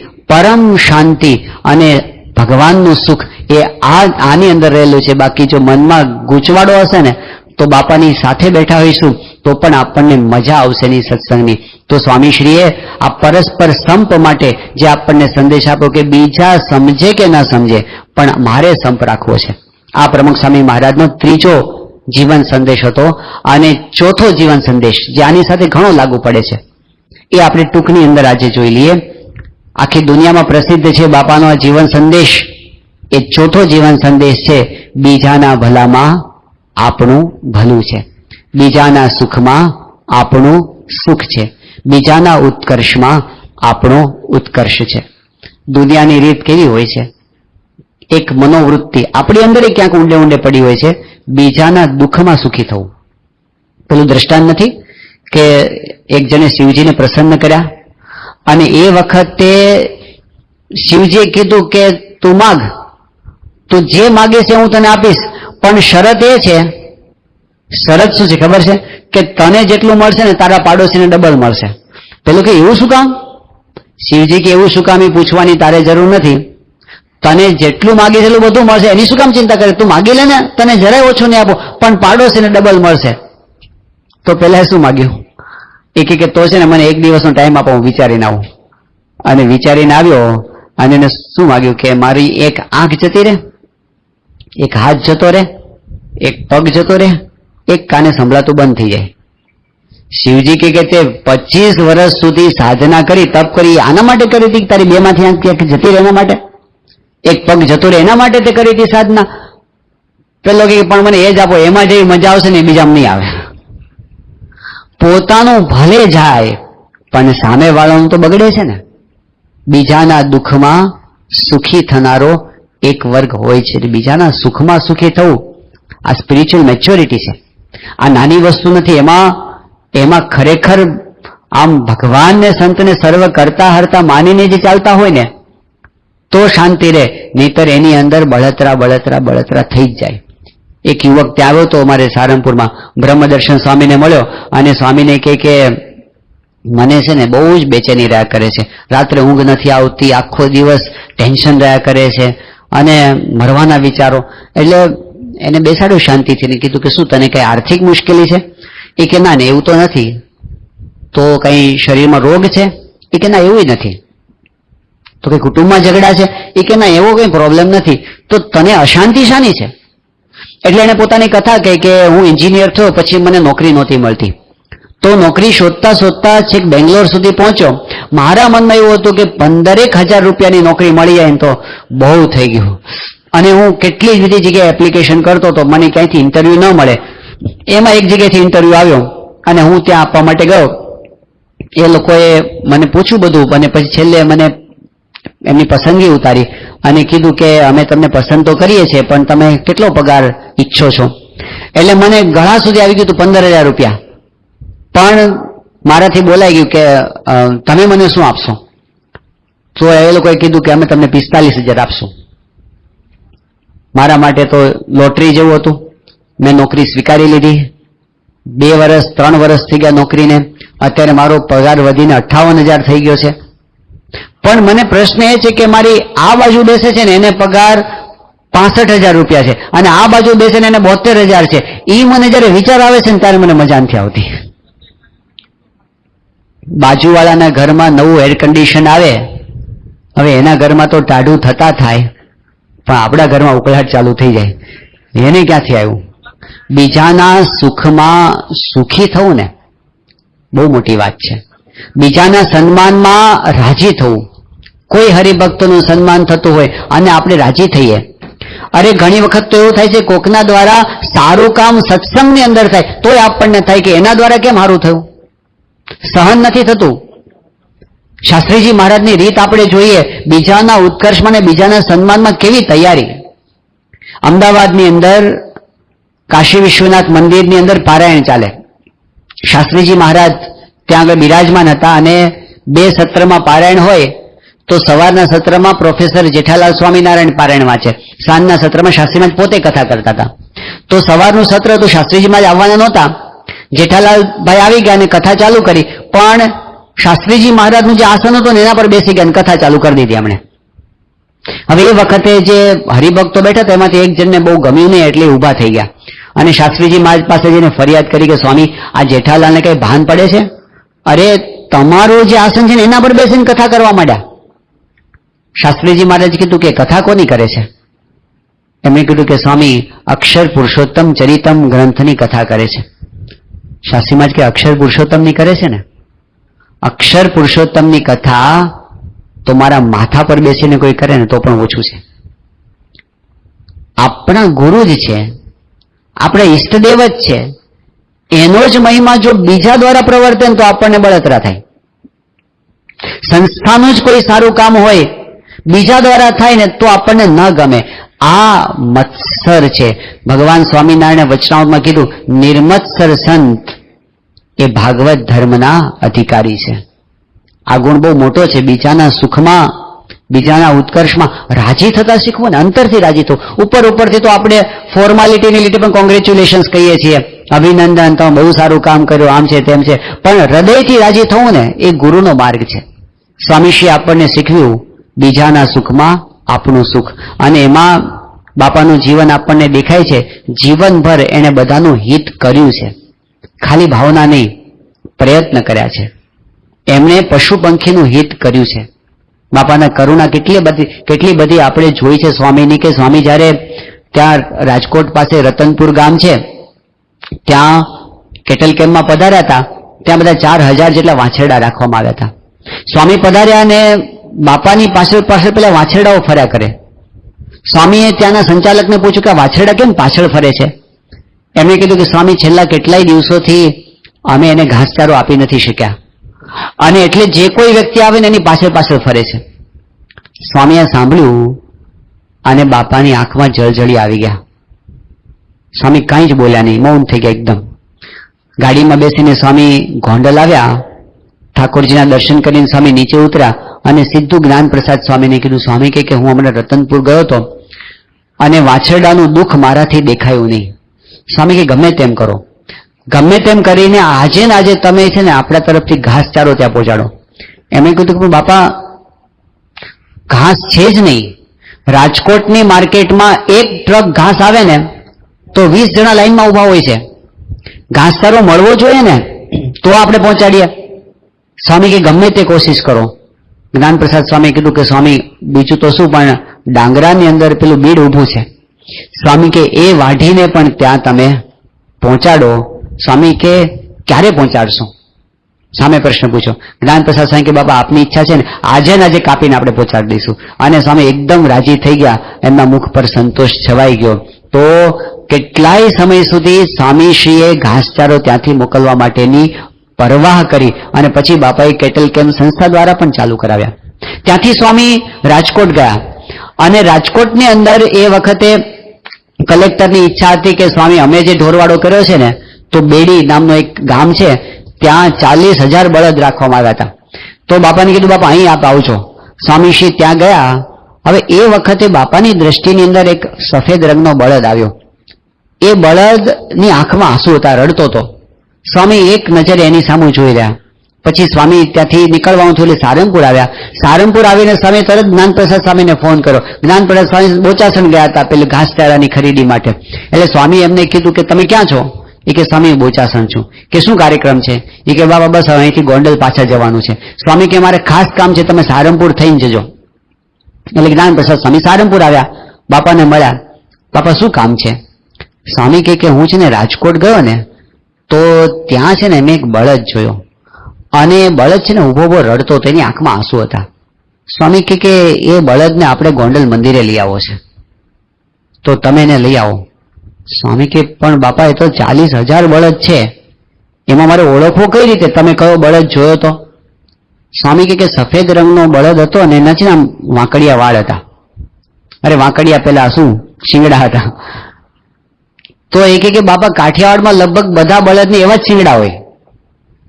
તો અમે સ્વામી કે તમે જાઓ ને પણ તમને મળશે. હવે બાપાના વચ્ચે ને ત્યાંથી ગયા રાજકોટ ને પેલા કેટલ કેમ્પમાં. એમાં તો મોટું આખું ચક્કર મારો ને તો ઘણા બધા દરવાજા હતા. એટલે એક ઝાપામાંથી પ્રવેશ કર્યો. સાંજના પેલું એકદમ ઝાંખું વાતાવરણ થઈ ગયું હતું. સંધ્યા ઢળી હતી. મેટાડોરની ઉપર ચડ્યા અને ઉપર ચડીને ચારે બાજુ જોયું કે આવો કઈ બળદ દેખાય છે. એક દરવાજેથી બીજા દરવાજેથી કેટલું બધું ફર્યા. એમાં અંધારું થઈ ગયું. એટલે કે આજે તો નહીં મળે. રાજકોટ મંદિરે જઈને સૂઈ ગયા. બીજે દિવસે સવારમાં 7 વાગ્યામાં પાછા ઉપડ્યા અને બાપાની ઈચ્છા હતી એટલે ત્યાં જઈને એક દરવાજે પ્રવેશ કરે, એક ઝાપામાં. બાપા એવી નિશાની આપી હતી કે ઝાપામાં પ્રવેશ કરીએ ને તો જમણી બાજુ એક ઝૂંપડી હતી, જે પેલા મજૂર માણસ રહેતા હોય ને એવી એક ઝૂંપડી હતી. ત્યાંથી થોડે દૂર એક હવેડો હતો અને હવેડાની સામે પેલો બળદ ઉભો હતો. એટલે શોધતા શોધતા એને એવો દરવાજો શોધો, ઝૂંપડી વાળો દરવાજો કયો છે એક મળી ગઈ. એમાં દૂર એક હવાડો પણ દેખાણો, અને હવાડા પાસે જઈને ઉભા રહે તો ખરેખર સામે એક બળદ પણ ઉભેલો હતો, અને બળદની આંખમાં આંસુ પણ હતા. એટલે ત્યાં જે રખેવાળ હતો એને પૂછ્યું કે પ્રમુખ સ્વામી હમણાં 2 દિવસ પહેલા આવ્યા ત્યારે એ ક્યાં આવ્યા હતા? એ કે અહીંયા જ આવ્યા હતા. ક્યાં ઉભા હતા? એ કે આ જ જગ્યાએ ઉભા હતા. તો કે આ બળદ ક્યારથી ઉભો છે? એ કે બળદ છેલ્લા 4-5 દિવસથી અહીંયા ને અહીંયા ઉભો છે, એ ખાતો નથી પીતો નથી, રડ્યા જ કરે છે. બળદ મળી ગયો, એને લઈને ગોંડલ લઈ આવ્યા. થોડાક મહિના પછી જયારે સ્વામી ગોંડલ આવ્યા ત્યારે ખાસ એ બળદને જોવા પધાર્યા. સ્વામી કે બસ આ જ બળદ હતો. એક બળદની સંવેદનાને સ્વામીશ્રીએ કેટલો ન્યાય આપ્યો છે.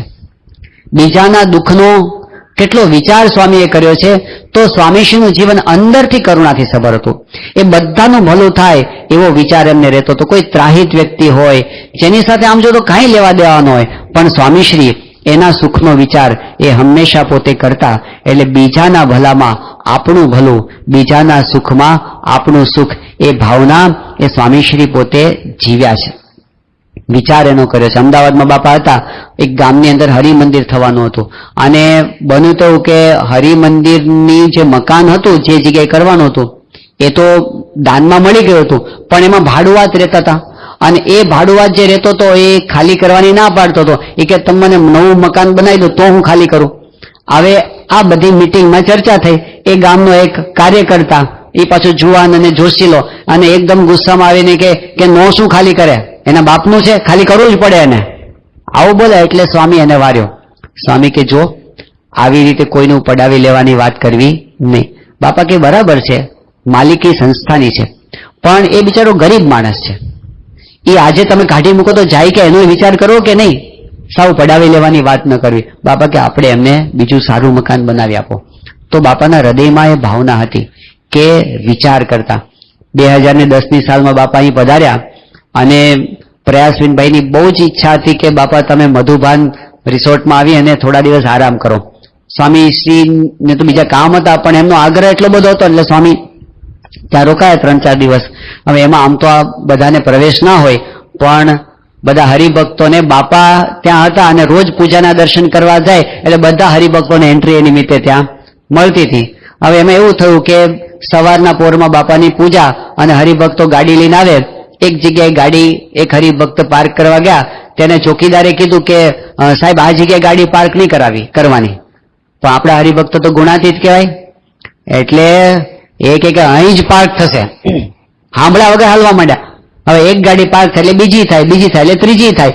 એમાં પ્રયાસવિનભાઈ ત્યાંથી પસાર થયા. એને જોયું કે ગાડી ખોટી જગ્યાએ પાર્ક થયેલી છે. પેલા સિક્યુરિટી વાળાને પૂછ્યું કેમ એ ખોટી જગ્યાએ? એ કે સાહેબ મેં કીધું પણ મારું કોઈ માનતું નથી.